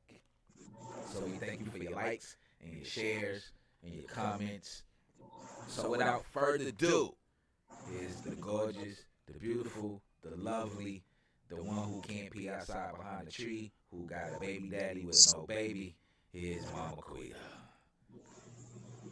You know what? I cannot. I promise. I cannot. Okay. So, Steve came over to YouTube. Hey, Steve. Okay. Hey, Steve. That's because I can't see Steve comments on Facebook. That's crazy. Oh, okay. All right. Thank you, Steve. Okay. So, back to this whole inner outer thing. I was going somewhere with that. Okay, so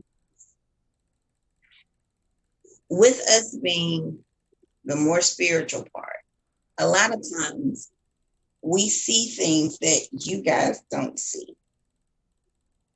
We, especially when we're in prayer like we're supposed to be, a lot of times we don't really understand, but women are the intercessors. I had to learn that from studying. Also, don't get me wrong, men are intercessors also. Men go to the throne of God and to the throne of grace just like we do. But we are intercessors. We were born intercessors. We were born with the gift to be right next to God's heart. So when you have nurtured that relationship, a lot of times we see things that men don't see. So in our relationships, God will allow us to see those things. Men, don't get upset when you come to your wife and she tells you, babe, you don't need to do business with that person. Or she says, we need to pray on this one a little bit longer. It's not that she's shooting down your dream, but that there's something that she's picking up that may not be in your best interest. That is why we have to understand. I think we all have it confused. There's a song that says, and I can't think of who says it, but it's a gospel song, and it says, we are spirit beings living a, I think we are spirit beings living a human experience. And that is absolutely true. See, when you were of the world, you were a human in a human world. But when you come to God and you give Christ your life and you are baptized, meaning that you have died and been reborn, you are now a spirit being living a natural experience. which means that your spirit and your flesh are constantly at war. And your spirit, you have to speak to your spirit. You have to speak to your soul, because your spirit is that which works with God. And you have to be in constant communion with God. And most times women are more in constant communion than men are. So the connection, the relationship between the two, like I said, we're constantly pushing each other to be the best.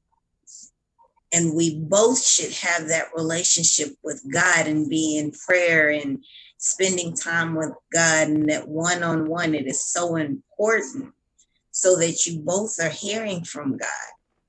But most of the time, a woman, because we are born with a natural inclination of intuition, we are more inclined to the spiritual side than men are.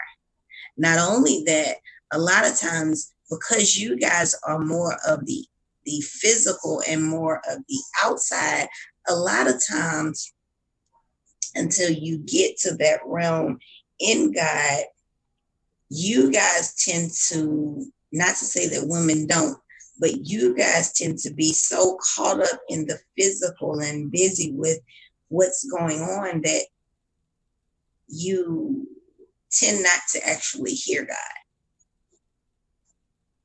And God speaks in every arena. It may be, he may be speaking in your situation. He may be speaking in your environment. God is constantly speaking. But if you're not in a place where you can hear him, you will miss him.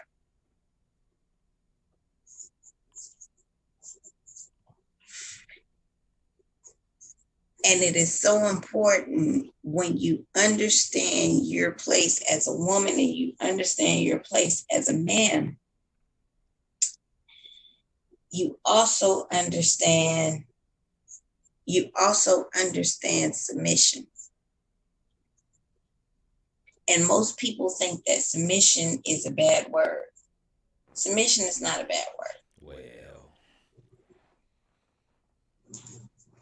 submission is not a bad word. Submission is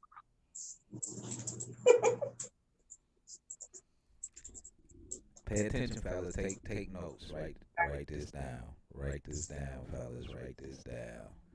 Write this down.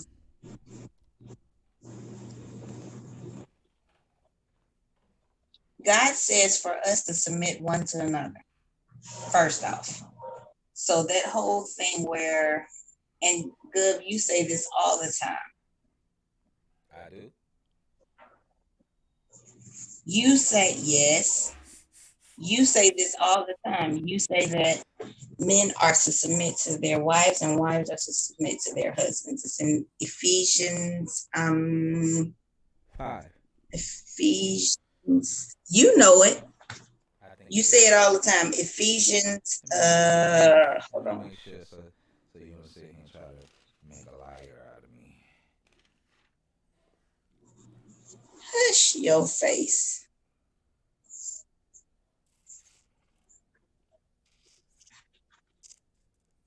Ephesians 5:22 through 25, 21 through 25. That's what I'm about to speak on now with submission. Start at 20. So, well, okay, 20 through 25. Better? I'm sorry. So God says that we are to submit one to another, even though most people harp on the fact that they say that women are supposed to submit to their husbands. And that is true. Just, Mr. Claire says Eve didn't hear God in the garden when he was speaking to Adam. Eve was in her physical emotions, and Eve told Adam to take part in this activity with her. Well, Mr. Claire, let me say this. Ooh. Adam and Eve in the garden. Go ahead. Facebook. What you was gonna say? Go ahead, go. YouTube. Don't start messing up. What we doing? What's going on? Oh, we got the full thing, making sure that the internet is up. I just see YouTube circling. So, but you're right. No, it's fine on my end. Oh, okay. It's circling on this side. So, Mr. Clay, you are right. Eve didn't hear God in the garden when he was speaking to Adam because she wasn't here. The instructions was given to Adam to be the covering and the protection of Eve. So when Eve was created, Adam was supposed to give Eve all the instruction. As a man, even if she was in her physical emotions, even if she was enticed, remember, the curse didn't come, the eyes didn't become open until Adam partook of the fruit. Eve had already bitten of the fruit, and nothing happened. But because Adam didn't take his role as a man, and because Adam didn't assert himself and tell her, if he could have been like Gov, slapped the apple out of her hand, or fruit, or orange, or pear, whatever the fruit was, slap it out of her hand, beat up on the serpent, cut the tree down, and set it on fire. See, that's probably what I would have did. So I would make sure that you wouldn't eat no more of this ever. But even though Eve was probably in her physical emotions, at the end of the day, Adam didn't man up. Secondly, when God did call Adam, he still never manned up. Hey, Miss Margot, and he still didn't man up when it was time for him to man up. When God called his name. Oh, that's your point. Oh, that's the point. Okay. I was gonna say the way you typed it out, it Right. didn't come out that way. That's the only reason why I was like, ooh, can I have this one? So that's Mr. Clear's point, that even though it went down, Adam was still the covering. He was still the head. And because he didn't exercise his authority the way it should have been, then we are where we are right now. You know, now Satan is the ruler of this world and the God of this world, because we were the God of this world. Adam was in charge of the world, and he gave that over by the falling. So, hey, Miss Margot. Good morning, Governor, everyone. Good morning, beautiful. Aw, hey, beautiful. Oh. My bad. Go ahead, Mom Queen. This is why. Oh, Miss Margot, I got you. Don't even worry. I got you. I really needed to read that. I'm seriously under attack on both jobs. FYI, Miss Margot is tired. I got you, Miss Margot. Miss Margot, that's simple. Leave the stupid job alone. That's the one with all the crazy folks that you ranted about 2 weeks ago.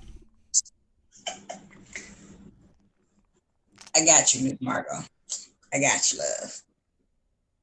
Okay, so with what Gov and Mr. Claire had so beautifully pointed out, in that fall, Adam and Eve were together. Eve was in her emotions when she did what she did and caused the fall. And then, as you all have so beautifully pointed out, Adam shifted responsibility and blame. That woman now, her. Wait a minute, hold on. Let me create this for you. So before God gave Adam Eve, he out here in paradise, he chilling. He ain't got nobody to answer to. He ain't got no questions to answer. He can go as he please. He can come as he please. He can eat what he want. He can sleep all day if he choose to. No, he could. Then God says, okay, wait a minute. You need some help. Let me give you this counterpart. So now he creates Eve. He places Eve in the garden with Adam. So now Adam gets up to leave. Where you going? How long you gonna be gone? What we gonna eat today? How we gonna eat today? You cooking? Oh, I need some help around the house. Glad you said that. Because men are supposed Adam to like, wait a minute, hold on. So when she ate that apple, this woman you gave me, it's all her fault. All this right here, all this is her fault. And now she like, but I loved you. I didn't realize. I'm sorry. And now guilt and shame has overtaken her.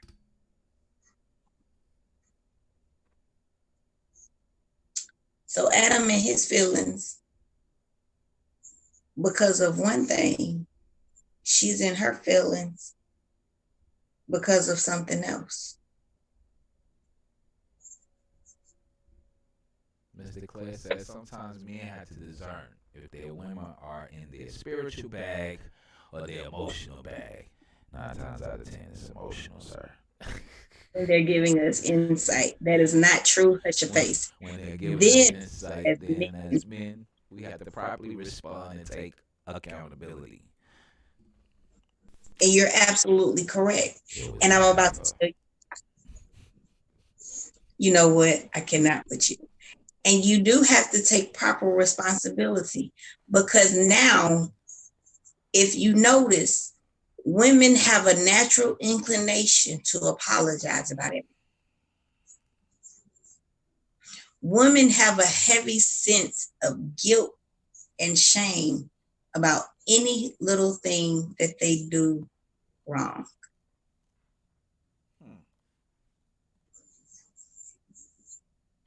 Is that because y'all don't want to be ruled over? Huh? Would that be because y'all don't want to be ruled over? So if you get the apology out the way, it can go back to how it was? No. Okay. I'm gonna say no, because I know with me, it's not only women. It's it's not only, I don't do that only with women. I do that with not only with men. I do that with women also. I'm constantly apologizing for the little things. You know this. Yeah. You know this. That kills me. I'm constantly apologizing, but when I studied and it kind of brought it all full circle, I was like, wow. The guilt and the shame. Wow. Right. See, Ms. Margot said me as well. Who? Ms. Margot. Sorry. The main job showed is as yesterday because of insecure people. Ooh, that's a whole nother situation right there, Ms. Margot. I'm going to have to do a whole show on insecure people also. Oh, I want to be a part of that. Thank you, Ms. Margot. Men get emotional. Yeah, they do. Men do get emotional also. They just show theirs in a more aggressive way. Not all. Some cry. Okay. Those are the ones You're that, right. Those are the ones that can't come off the porch. Sit your crybaby behind down somewhere. We ain't got time for that. Oh. Mr. Claire says, so is that a woman thing or a mama thing? That's a woman thing. I found that to go for women who don't have children also. That's a woman thing. Now, the mama thing does make us more sensitive also. Once you become a mama, you realize some things are different, but that's a woman thing, Mr. Claire. I know quite a few women who are not moms and they have that still have that. Is it because of y'all's conscience? Yes, absolutely. It's that, and I was,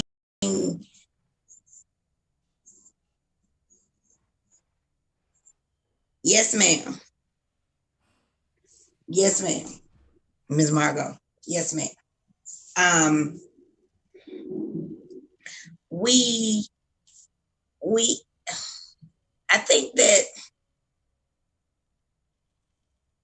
the whole guilt, not mama as mother, mama as you. Oh, got you. No, it is a woman thing. It's not just a mama thing, Mr. Claire. Ha ha. Yeah, it is. I knew what you meant when you said is it a woman thing or a mama thing. Because she said, as for me. When she say that, as for me. I'm glad y'all can't see me right now. Yes, Lord. You know what? It's a woman thing, Mr. Claire. It's a woman thing and not just me. But and I did say as for me, I was talking about the men and women. And now that I think about it, it is I know other women who do the same thing. My sister, a couple of my friends, not a couple, all of us. Don't throw folks under the Matter of fact, a whole slew. Most of the women that I talk to, we all get on each other like, "What are you apologizing for? Why are you apologizing?" As a matter of fact, last night my sister apologized, and I don't even know how to take apologies. I just give people the easy way out until they piss me off, and then she was like, "Well, thank you for being woman enough to accept my apology and understand why I am apologizing." We get so used to apologizing from guilt or shame or feeling like we've offended someone that we don't even know how to correctly accept an apology. And it all still stemmed from the fall, the shifting of blame, not taking responsibility. The funny thing is, one of the biggest differences between men and women is that, and this is scientifically proven, that women think with both sides of their brain. Men think with one side of their brain. When a man gets focused, he gets focused. A woman, she can be focused, but she can be focused over here and she can be doing this, and this, and we still moving in the same direction.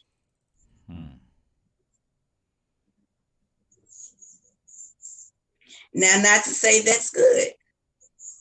That can be a blessing and a curse.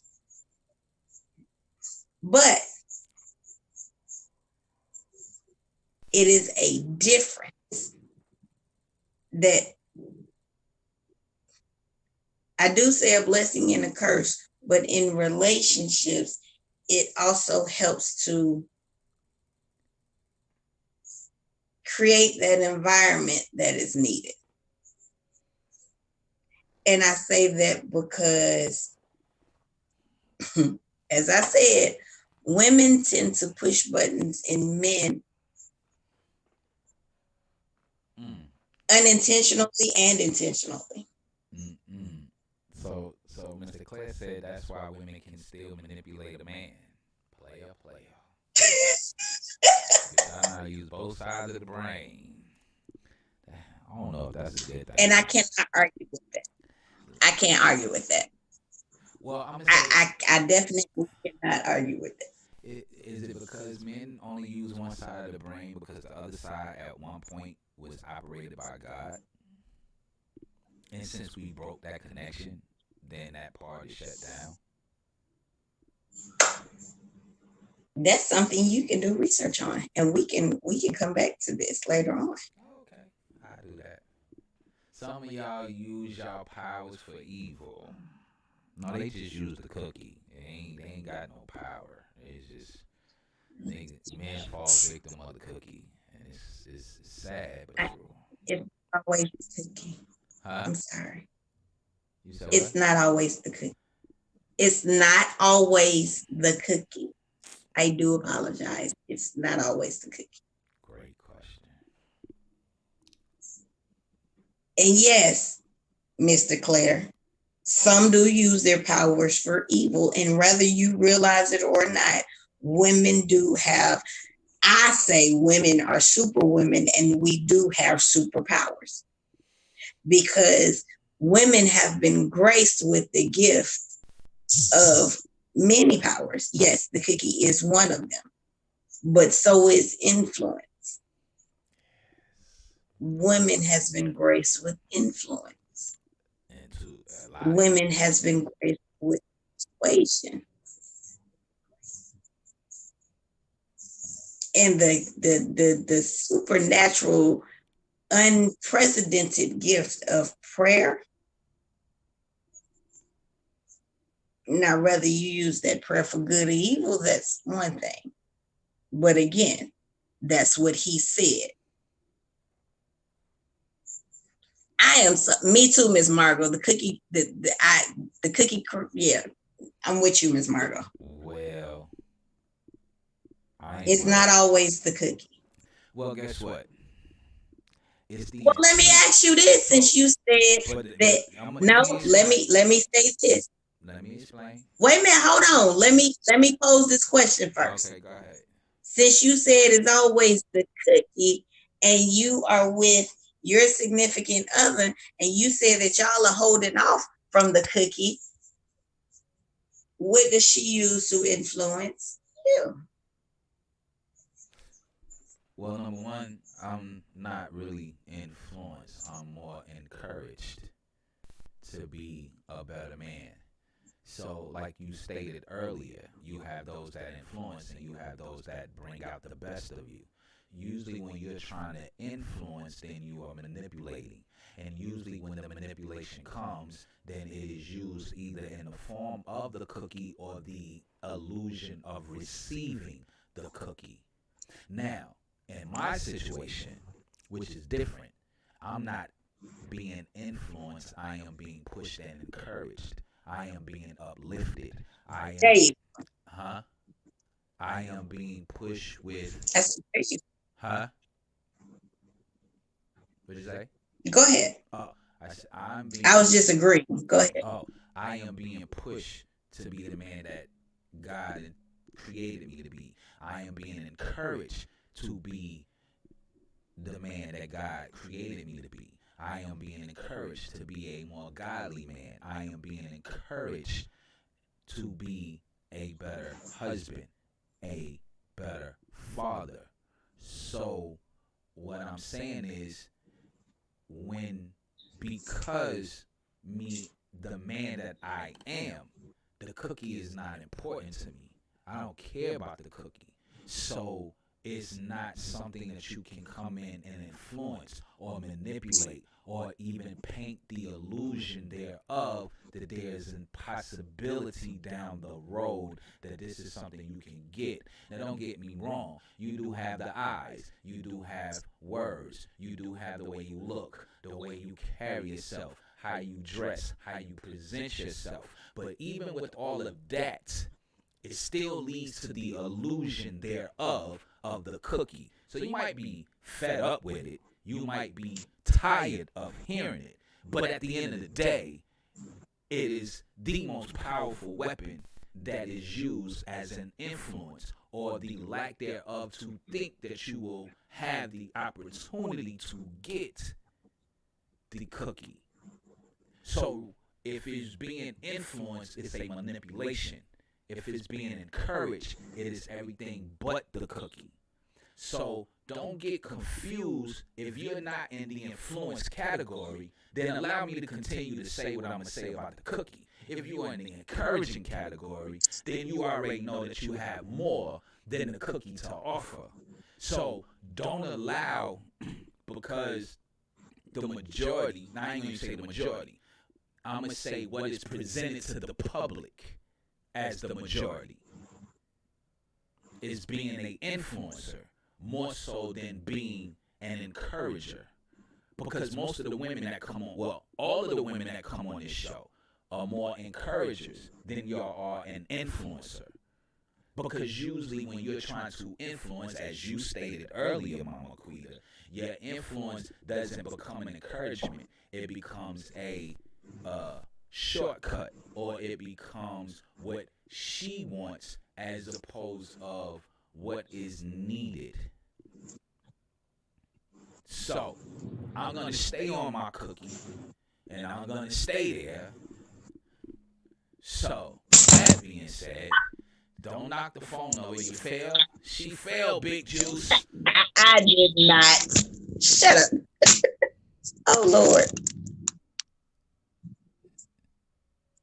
Okay. So, my thing is, at the end of the day, to be influenced and to be encouraged are two different things. That's the only thing I'm saying. Because I can influence you, but what am I influencing? Do you see what I'm saying? But usually if I'm encouraging you, that means I'm uplifting you.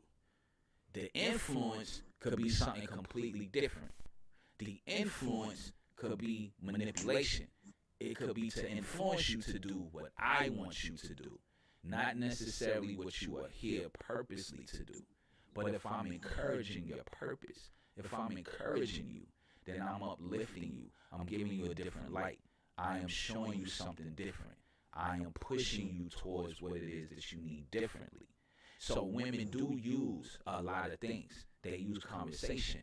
They use the bat of the eyes. As you said, Mama Quita, how they dress is tight, is fitting. It's to get the illusion of the cookie. Regardless of how you may feel, at the end of the day, that is the greatest influencer.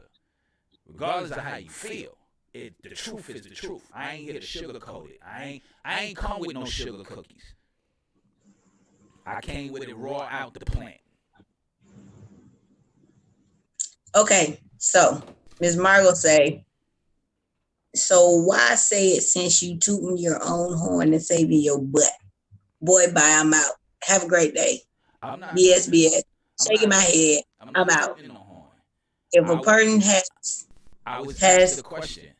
I was asked the question of, is my significant other a fiance? Hold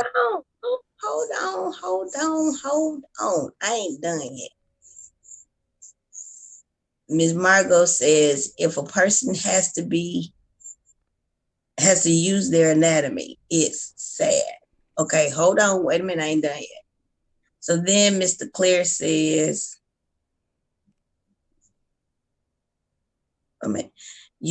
instead of using y'all cookie to stir a man, use prayer instead. Women can talk to a man in a way that they don't have to touch him at all, but he can still be directed to where she wants to be. I'm being influenced and encouraged to being a better man by an awesome woman. I'm waiting until I'm married. Influence and encourage propel me to where I'm supposed to be in God and in life. Well, you see that. I don't see all of that. I'm not getting all of that. I'm sorry. I didn't see all of Mr. Claire's. I didn't see. And then Ms. Margot says people need to know their worth. And that is the key. A lot of people don't know their worth. And a lot of people don't know who they are. So they use their anatomy to get what they want, or to pursue after what they want, because that's all they know. That's what they've been taught. I didn't teach them that. That's something that they learned. It's all on television. It's all on radio. It's all on social media. It's all in the magazines. It's everywhere. Well, here's the thing. Let's be honest. The number one seller is sex. Sex sells. Right. That's what they tell. Right. Beer so here's sells from sex. Everything sells off of sex. So I'm confused as to how the cookie is not a very important part of certain influences when it is constantly used as a marketing tool to influence. Sex sells. It's the biggest seller ever. Prostitution is the oldest trade in the world. Sex sells. You see what I'm saying? They use half-naked women to sell Newports in the 80s. They use half-naked women to sell beer. Okay, so here's the thing. You're absolutely correct. Sex sells. Yes, people need to know their worth. Things are not going to get any better because it is the time in which we are in. That is what is being pushed. That is the agenda. Lust. Lust of the eyes, lust of the heart.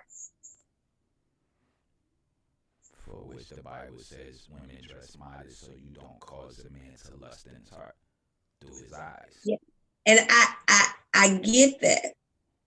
And I'm gonna bring up a issue with that I was listening to a bishop and he brought up a good point. The problem with lust is even in lust, we want to put the blame on the person, or let's say the women, right? And how they're dressing. But here's the thing. If you have a lustful eye, it doesn't matter whether she has on something that's revealing or something that's covered up. Because if you have a lustful eye and an issue with lust, then whether she has on an overcoat or a two-piece, you're going to see the same thing. Right. And I agree with that. So the thing is, you have to control yourself and be in a place where lust does not have a control over you. And also I agree with that. But I think the greatest downfall is that men are not taught that. They're not taught how to overcome lust. We are presented to the cookie early, whether it's through porno, it's through sex magazines. Now it's on social media. We are encouraged by some of the wrong men because that's where they are in their life. So now it puts it in a perspective. And I agree with Mr. Claire. How you doing, Ms. Evans? Take responsibility and be accountable for yourselves. It's not the woman's fault for your lack of self-control. And I agree with that. Because men haven't been taught to look through a spiritual lens. Everything that we were given was through a carnal lens, through a lustful lens, through a fleshly lens. So with that being said, if that is the case, if that is the key, then if you haven't trained yourself up or you haven't been properly taught, then you will always fall victim to the silly woman. You will always fall victim to the laden woman, to the one that will lead you down into the den of death. That is spoken about in Proverbs. That is spoken about in Timothy. That is spoken about in Thessalonians. You will always fall victim to that. You will always fall victim to fornication because that is the narrative. That is what's constantly being pushed at the present moment. That is what's being constantly pushed at the present time. So, since these are the perilous times that speak about that sexual immorality will be at an all-time high, lovers of self will be at an all-time high, blasphemy, pride, you see what I'm saying? Sexual immorality was spoken about more for the last days than anything else. Absolutely. If you read the word, if you read this, sexual immorality was more spoken about from Paul and Peter and Jesus than any other sin in the Bible, because lust of the flesh and sexual immorality is pretty much the open gateway to everything else. It becomes Miss Margot said all through history, same thing. She's 56. Same thing. And it all goes back to the fall. Lust. Just think about how he seduced Eve. Lust of the eye. The apple, it looks good. You're gonna get you're gonna get knowledge. This is the tree of wisdom. It was the lust to want the power when she ate that apple. Whether we want to call it that or not. But that's what it was. It's lust. It all came from a seed, a root of lust. And because Adam was never told about that, he wasn't given the insight for that. He was just given the instruction of what not to do.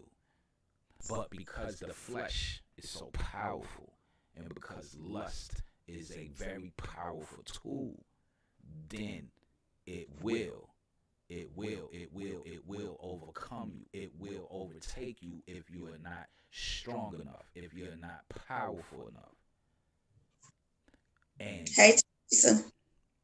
And if you can't truly maintain and control yourself, as Mr. Claire said, the lack of control. Even Jesus broke it down this way. If sin is in your eye, then pluck your eye out. If your hands cause you to sin, cut it off. If your foot causes you to sin, cut it off. It is to have self-control. That's why he said, oh, well, if you look at if you lay down with a woman who's married, he said, no. If you look at her in a lustful manner, you have already committed adultery in your heart.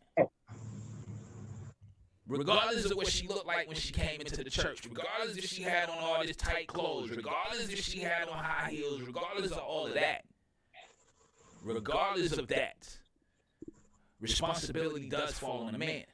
But at the same time, even though the responsibility falls on the man, the scripture also made it clear to the woman that, hey, listen, he's not as strong as you think he is.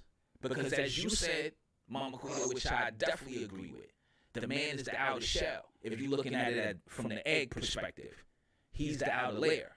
The woman is the spiritual. So when you see that, it touches you on the inside. You see what I'm saying? It catches you. It doesn't catch you on the physical. It catches you deep on the inside, which takes you there. So now, think about the egg. What is the most longest lasting thing of the egg? It is the inside. Mm-hmm. Because the outer can break. And it breaks easily. It is very fragile. Men are more fragile than what women think we are. And going off the analogy that you use, that is the greatest analogy that I can piggyback off of, is the egg. So you can look at an egg hard enough and it'll crack. You see what I'm saying? So now, if that is the case, then if we are the covering and you are the inside, you're easier to cut yourself than you are to break a bone. The bone is on the inside. You're easier to damage the outside layer than you are the inside. So now, with that being said, if I am not as strong as I should be, if my prayer game ain't where it should be, if my word game ain't where it should be, when she walks by, not dressed modest, the temptation is always there. As Paul said, no matter how good I try to be, evil is standing right there. He right there. So granted, men should have self-control. Men should be accountable for themselves. Yet at the same time, it's a two-way street. I can't ask you to do something that I won't be able to do for myself. So if I'm gonna ask my significant other to dress modest so other men don't lust after her, then I too, as her man, can't be looking at other women lusting after them. What I'm asking for, I must also require of myself. So now, if I'm not requiring that, or if I don't have that, you see what I'm saying? If it means nothing to me, then I don't care what you look like. I don't care how you walking around. I don't care how you get down. You see what I'm saying? Because it's all about the cookie at the end of the day. Is you have three type of men. You have a male, you have a man, and you have a covenant man. A male has no accountability, no responsibility. He can't offer you no stability. A man is someone who accepts responsibility and accountability and offers stability, yet based on how he sees fit or based on his comfort level. A covenant man is going to take in consideration the wife and the kids. He's going to make sure that they're all covered. He's going to be accountable for everything. And it's not a selfish counting. It's not all about him and what he does. It's about him coming in and making sure that the family is good, the children straight, the wife is taken care of. That's his number one priority. But you have the man who does have responsibility and accountability, but yet it only goes so far. And then you have the male, which has no accountability, no responsibility, can't provide no stability.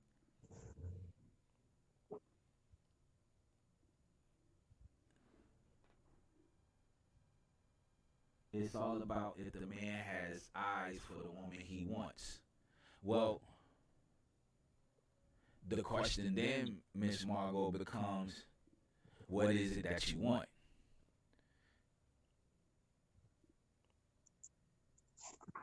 Because whatever you feed the most is what grows the most. So if I feed my lust more than I feed the spirit, then I'm going to have the eyes for the lust. If I feed my spirit more, then I'm going to have eyes for what's spiritual. It's all about what you're going to feed the most. So he can have eyes for the woman that he wants. The question is, what type of woman does he want? What type of woman does he truly have eyes for? Because everything that look good ain't good. I'm going to put y'all on mute for 1 second. 2 seconds. Your time up. Your second is up. So at the end of it all, true, a man can have eyes for the woman that he wants. However the case may be, what happens is a man, what does he truly want? What it is that he's actually looking for to have. Because not every man is built in a spiritual realm. Because that's the last thing we're taught. We're not given the 10 commandments first in life. We're given the 10 crack commandments before we're given God's 10 commandments. We're introduced to sex before we're introduced to courting. We're introduced to lust. We're born in the flesh. We're born into sin. So since we're born into sin, we have to be taught different. Most men are given the scripture after we have failed over and over and over and over again. A lot of us wasn't given the scripture before we fell to have something to fall back on. We wasn't given that. We were given a street first. A lot of us was just given a single mother. We had no men in the house. Y'all want men to stop wilding out. Y'all want men to be better. Y'all wanna have a better society. The greatest problem that we have in America is fatherless homes. Whether you be black, white, Jewish, Puerto Rican, whatever, the greatest problem is fatherless homes. And since that has become the greatest problem, the other greatest problem that leads to fatherless homes is the fact that fornication has been given the green light and is now legalized in the church, in the schools, and in society. It's okay to just sleep around and don't have a true relationship. It's okay to just lay up without putting a ring on it. Now they passing out condoms in churches, when the Bible clearly states it is better to be married than to partake in fornication. Women, get your own husband. If your cookie that hot, if you that hot in the behind, then go ahead and get your own husband. Get married. And then you can have all the sex you want to have.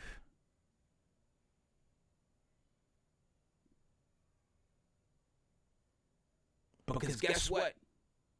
No man is going to, well, I would, but majority of the men are not going to turn you down. And what a lot of women don't understand, we treat you how we meet you. If I met you as a harlot, I'm going to treat you as such. If you gave up the cookie on the first night, I'm going to treat you as such. Your conversation, I'm going to treat you how I met you. And that is the number one downfall that women don't understand when it comes to men. We treat you how we met you. So if I met you in a certain situation, a certain scenario, if I met you in a club, then to me you're a club chick. If I met you in a church, now I still got a second guess, because now I'm going to see, are you really true on what you claiming? Or are you really true? Or are you living the way, by the word in which you sitting in the church? But now you can sit up in the church and be living together, fornicating, and not even convicted, because nobody is going to say nothing to you. Nobody is going to tell you what's what. Some men just don't know. They don't know how to recognize. It ain't because men are taught how to recognize. You're asking for something that hasn't been given. That's like me asking Mr. Claire for $5. If he ain't got it, he can't give it to me. Y'all women want things that haven't been given, because for so long, at least I can say for the last 30, 40 years of my lifetime, it's not taught. It's cool. That's why abortion is at an all-time high. And the thing is, what are we recognizing? Because what we have been displayed and what we have been given to recognize is not even truly recognizable, or what a real woman is. It is something that is made up because we are Hollywood bound. We're TV bound. We're radio bound. So now we are social media bound. So my thing is now, the time we are living in 2019, 2020, ain't no man looking for the wholesome woman when I got 3,000 women on here half naked. Who are you? You're not important. Not when I can look at this right here. I ain't got time for that, because that's how we've been taught. So you want men to recognize something. Men are not going to recognize something if they haven't been properly taught what to recognize. This is the reason why the scripture clearly states the father is supposed to teach the 10 Commandments. The father is supposed to lead and teach. The elder women are supposed to teach the younger women how to conduct themselves. But now the question becomes, what's the doctrine that's being taught? Because like I said, a man is going to treat you how he meets you. If you come across as a woman, a lady with some class, he know he can't run game. He know you calling him out every time he say something. So he backs up and he leaves you alone, because he can't come to you with the foolishness. But however, if I met you in the club and you done threw back 5-6 shots and you're feeling good, and then next thing you know, I can just like Satan whisper in your ear, get you to see this bedroom as that fruit. You know you want to taste it. Come get it. Then you worry why you ain't call me back. Pfft, girl, if you gave it up to me on the first night, who else you done gave it up to? Yep. And as Mama Quita said, we are built different. You can't expect a man to think how you think because we don't. We don't move how women move. We don't care. Let me just be 100. We don't care how y'all move. Because we move a certain way. And that is what we care about. Unless we are retaught, have a change of the mind, become a new creature, have a renewance of the mind, have a renewing in the spirit, have a different way of life, get closer to God, have a prayer life, get around people who are married. Good morning, Ms. Graham, so we can pick up what needs to be taught to get what they call wise counsel, godly counsel. If we not getting that, we don't care. We don't. Because we're not the same. The thing is, women want us to be the same, and we're not. Mama Quita made that very clear when she first came on. That a lot of women try to make men think the way y'all think. We don't think that way. We ain't built to think how you think. And if you do find a man that's thinking how you thinking, then he's probably part of that element OP. Because he wants to be you. But no real man ever in his life wants to be a woman. Under no circumstances do we ever want to be a woman. We don't want your problems. We don't want your pain. We don't want your periods. We don't want to have no babies. We don't want to do none of that. We don't want our hair falling out. We don't want no titties. We don't want none of that. We don't want no hips. We don't want to have nothing that you have. Not a real man anyway. We don't want none of that. Because we don't care about that. That's not important to us. If you run into a real man, what's important is to embrace the woman that we have. To understand her. To get a grasp of her. To protect her. Because men are taught a couple of things. Either you're taught to hit and leave, or you're taught to provide and protect. It's simple. We don't sway. Men, and I say this all the time to women, men are A, B, C, 1, 2, 3. So, check the time. There are men left who want real women. I didn't say that there are no men who don't want real women. What I'm saying is, when real women stand up, real men stand up. Because guess what real men see every day? And if real men stand up and be and educate other men to become real men, and if real women taught other women to be real women, as it says we supposed to do, then we can all stand up and overconquer. The only problem that is taking place in society is the fact that the negativity, the whore, the baby, the deadbeat, that is what is shown to us so much. Right. So with that being said, hold on. So with that being said, because social media and media period, not just social media, because media period is such an influence,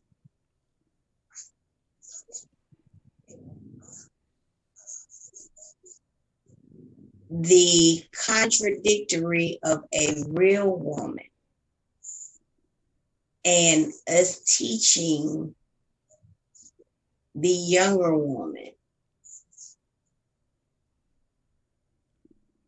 how does that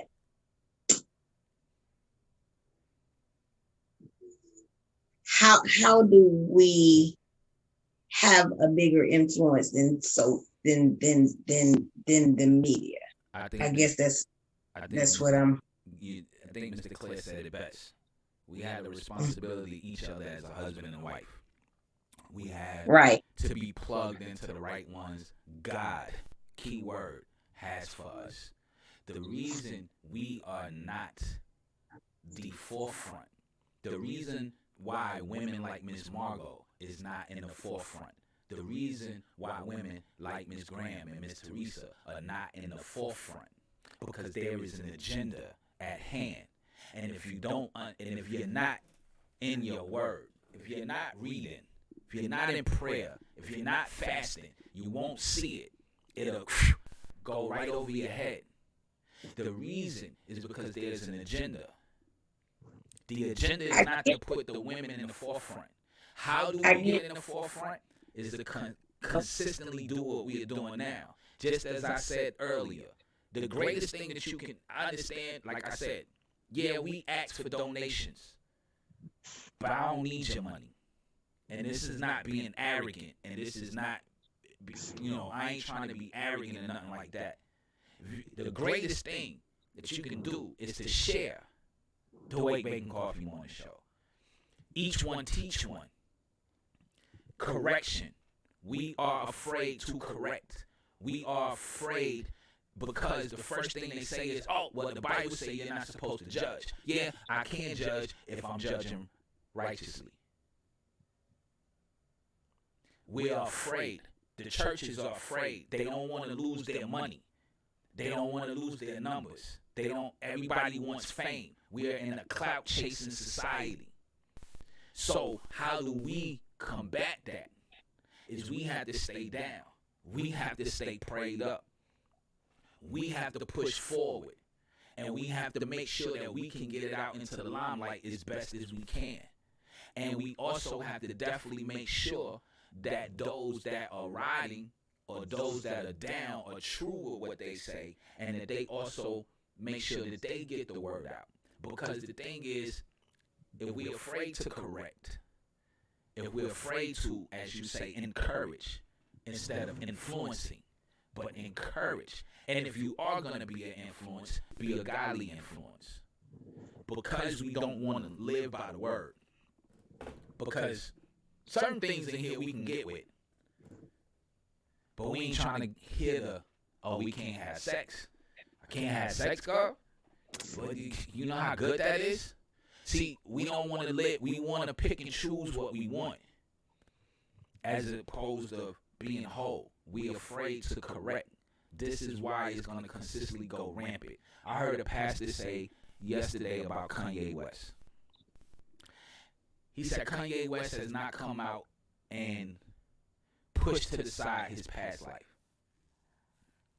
And while he's coming out, there's no word involved. It's just all music. He just want to come into your church, put on a concert, but there's no word being pushed. So if no word is being pushed, no conviction is being done. And if no conviction is being done, then no correction is being done. If no correction is being done, then no changes are going to be made. So in order to see what it is that you want to see, in order to see real women put on the forefront, we can make that happen. It will happen. The only thing is we have to stop promoting and we have to stop soliciting the things that are no good. We have to. We have to stop promoting it. We have to stop putting it out there. So I don't want a cucumber challenge chick, is what Mr. Claire says. No man wants a hoe. I'm going to just be 100 with you. No man wants a woman that he gonna see as a hoe. He doesn't. A little boy, that might be a little different. But women can be seen in a positive light. It's just the fact of it's not promoted because that is not the narrative and that is not part of the agenda. Remember, there used to be a time on television where you never saw a couple in the same bed. There was always two beds in the room. A man in one bed and a woman in the other, if they had a bedroom scene. Then it came to the point where you didn't see them in the bed at all. Then when we moved up to the Cosby era, we got to saw them in the bed, but they always pulled the cover over. So it was private. And then they hurry up and went to black. Now, we got full-blown naked love scenes. Right on public television. So again, how do you expect a man to really want something of your caliber, Miss Margot's caliber, if all I do see is something different? And if all I'm being told is this is all I have to do, then how do we do that? We have positive women on this show. Exactly. Mr. Claire said he appreciates y'all. Because there are real women out here. You just have to put yourself out there to be known. And trust and believe. If a man know that he can't just manipulate and run game, then he gonna leave you alone altogether.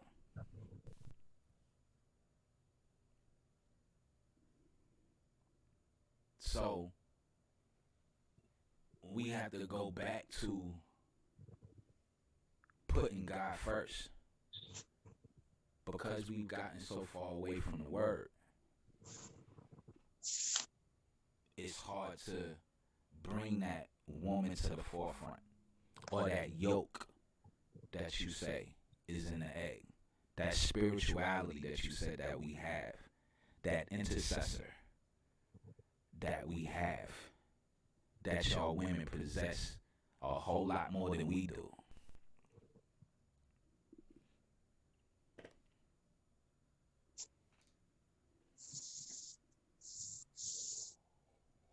So, well, okay then. I think Gov has summed that all up. He's left me speechless. And I'm sorry I'm preaching. Well, no, I ain't sorry I'm preaching. That's my calling. So I came to step on toes today. I listen, I've been in prayer since 4 o'clock this morning. So some of y'all might be in trouble today. I don't know what to tell you. Mr. Claire said he honor all the women on this show. Think of the women that come on this show. Miss Margot, Miss Teresa, my mom, Miss Graham, Miss Gina, Miss Claire, well, soon to be Miss Claire.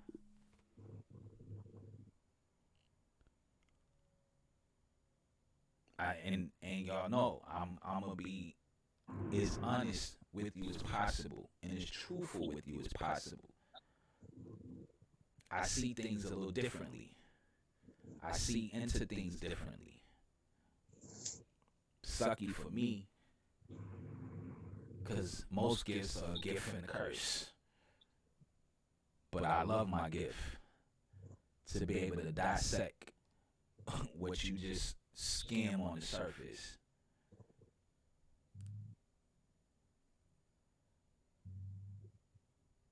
So at the end of the day, we want certain things, but we're not willing to make changes. We don't want correction. God brings about correction. He said, I correct those I love.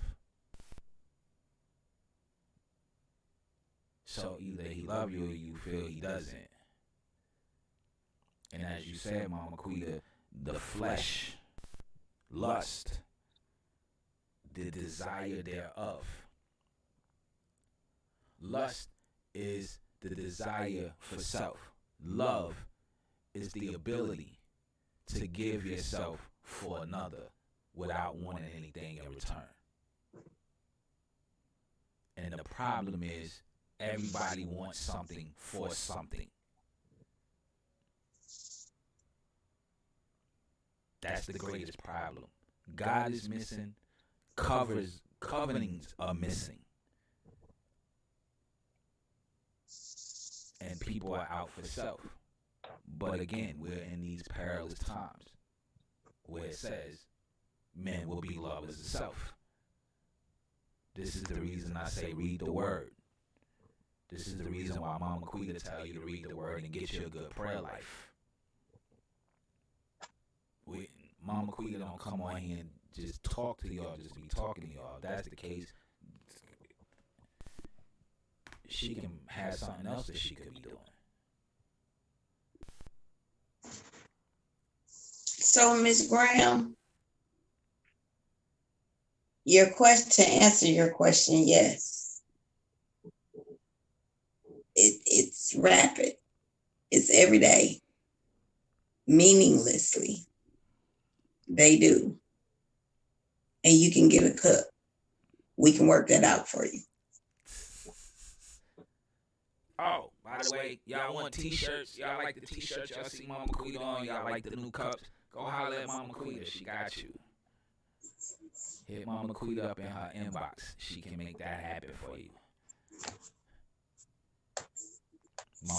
Mama Quita got the plug for real.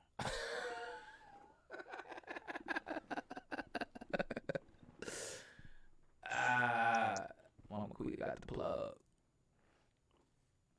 She got the key. She got the keys.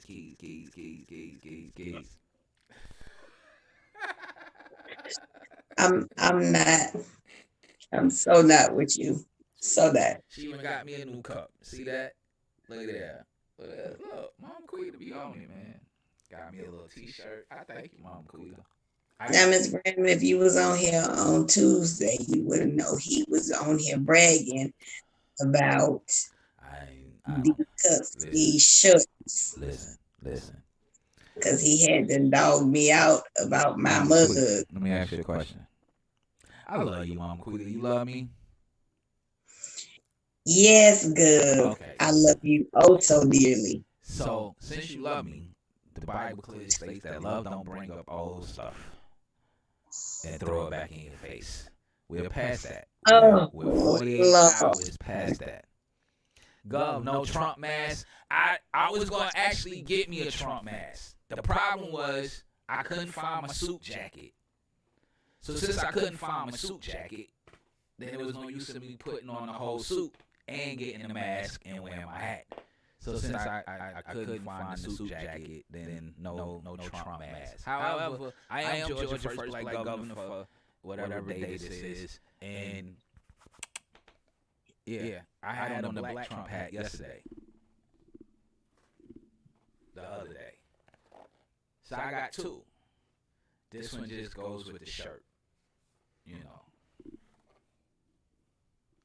So we gonna make America gods again. Chucky, it said Chicky is more suitable for you. Oh, Chucky is more suitable for me. I don't want to be Chucky.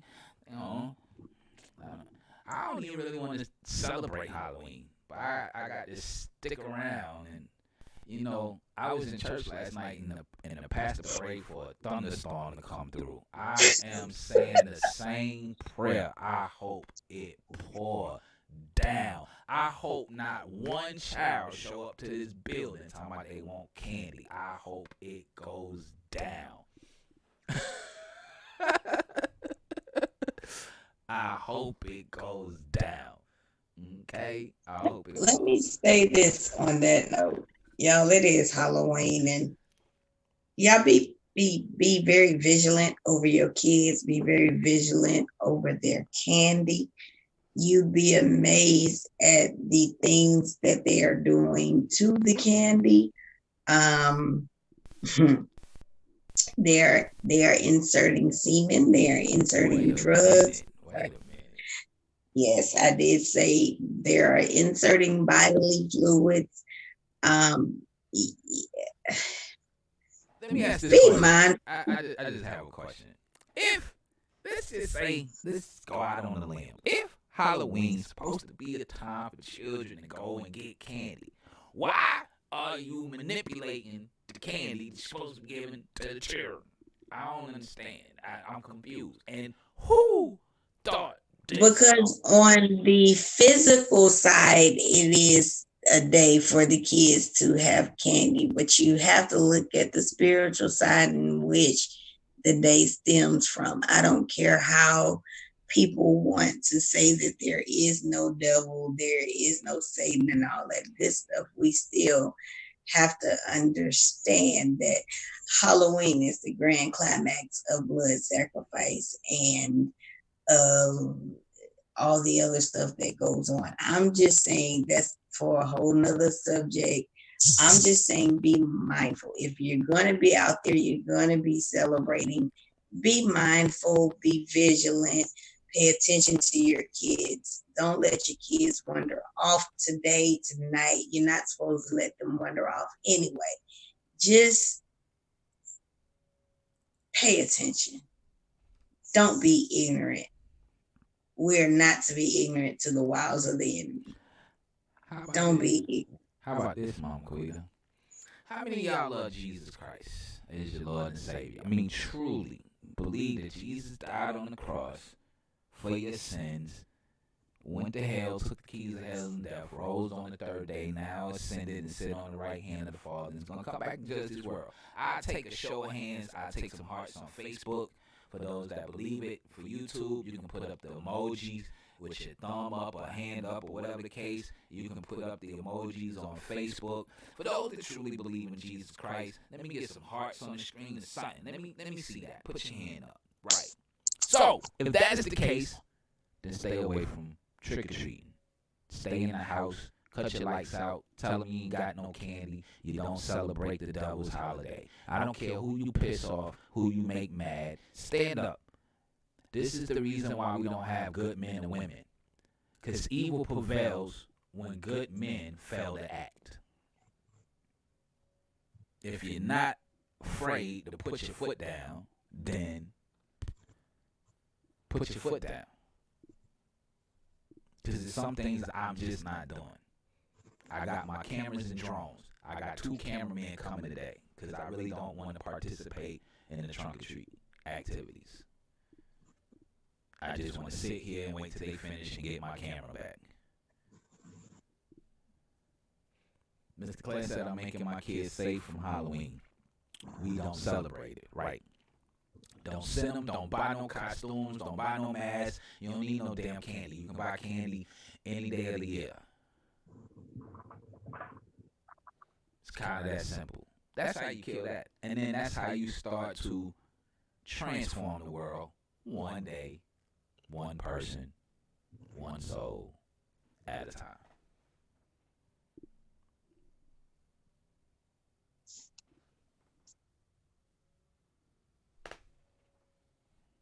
I love y'all, man. It's almost 12 o'clock. Well, let's go ahead and get an offering. Give an offering. Give your offering. As hard as you preach to kick this off and as hard as I shut it down, I want to take up tithes. We ain't taking up no offerings. Please go to your PayPal and your Cash App. The information is in the description box. Mama Quita has sold into your spiritual for at least the last 2 years. Now it's time for y'all to sow into her carnal. I'm not making this up.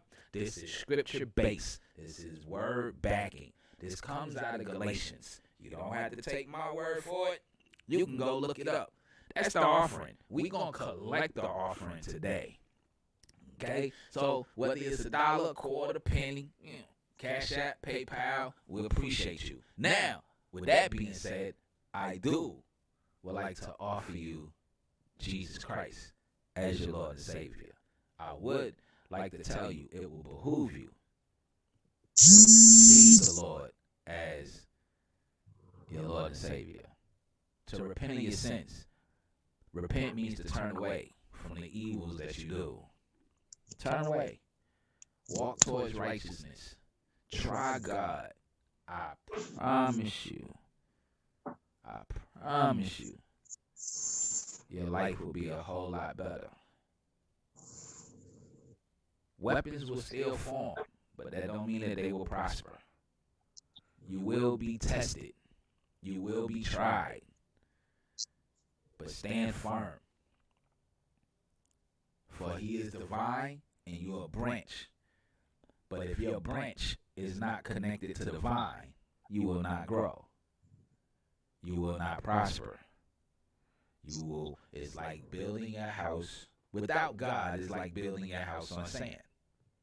Eventually, a strong wind is going to come by and some rain, and you're going to wash away.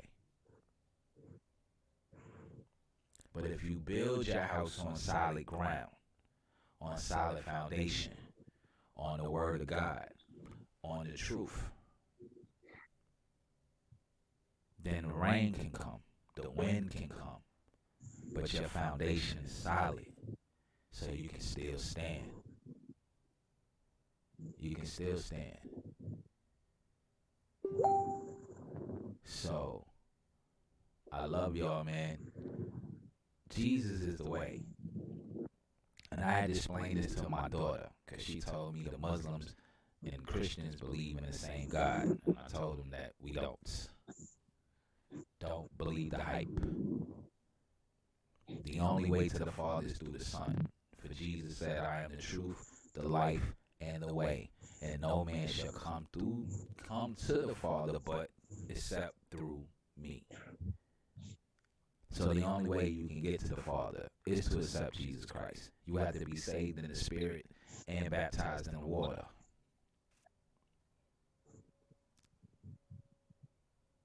I'm just being 100 with you.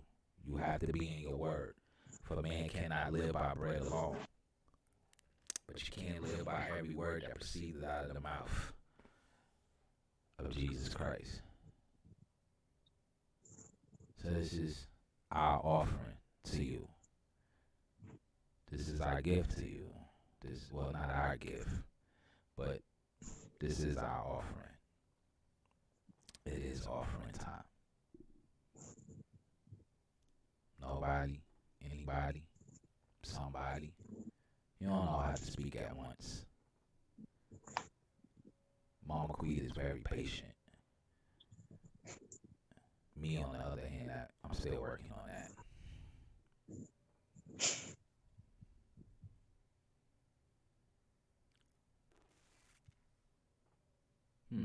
Well, it's 12 o'clock. We may not have reached somebody right now, but all of you who shall be listening and watching in the future, I pray that we have touched your lives. So love somebody, hug somebody, smile at somebody. You are blessed to be a blessing. Each and every one of them. And Big Juicy right. Somebody dropped us a candy. I did take it this morning. I told them the children don't need no candy. Big Juicy didn't lie this morning. I did. I took somebody's candy. And then I started distributing it. Like if it was mine. Right. You know, she said, cause you chocolate. Stop playing.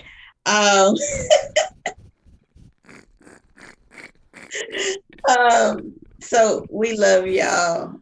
Enjoy your weekend. Everybody be safe. Spend some time with your loved ones. Please, y'all. I don't know why this just dropped in my spirit. You don't know how much time you have left with those that you love. Please tell them that you love them. Please show them that you love them. Somebody didn't wake up this morning. Somebody wasn't as blessed to have had another day of breath in their body. I don't know why, again, that dropped in my spirit, but that was for somebody.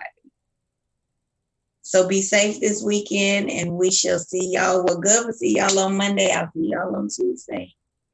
Have a great week.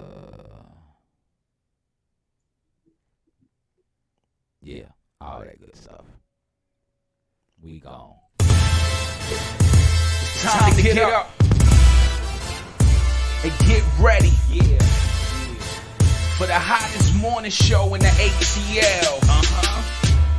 It's the Wake, Bake, and Coffee Morning Show. Live with Georgia First Black Governor.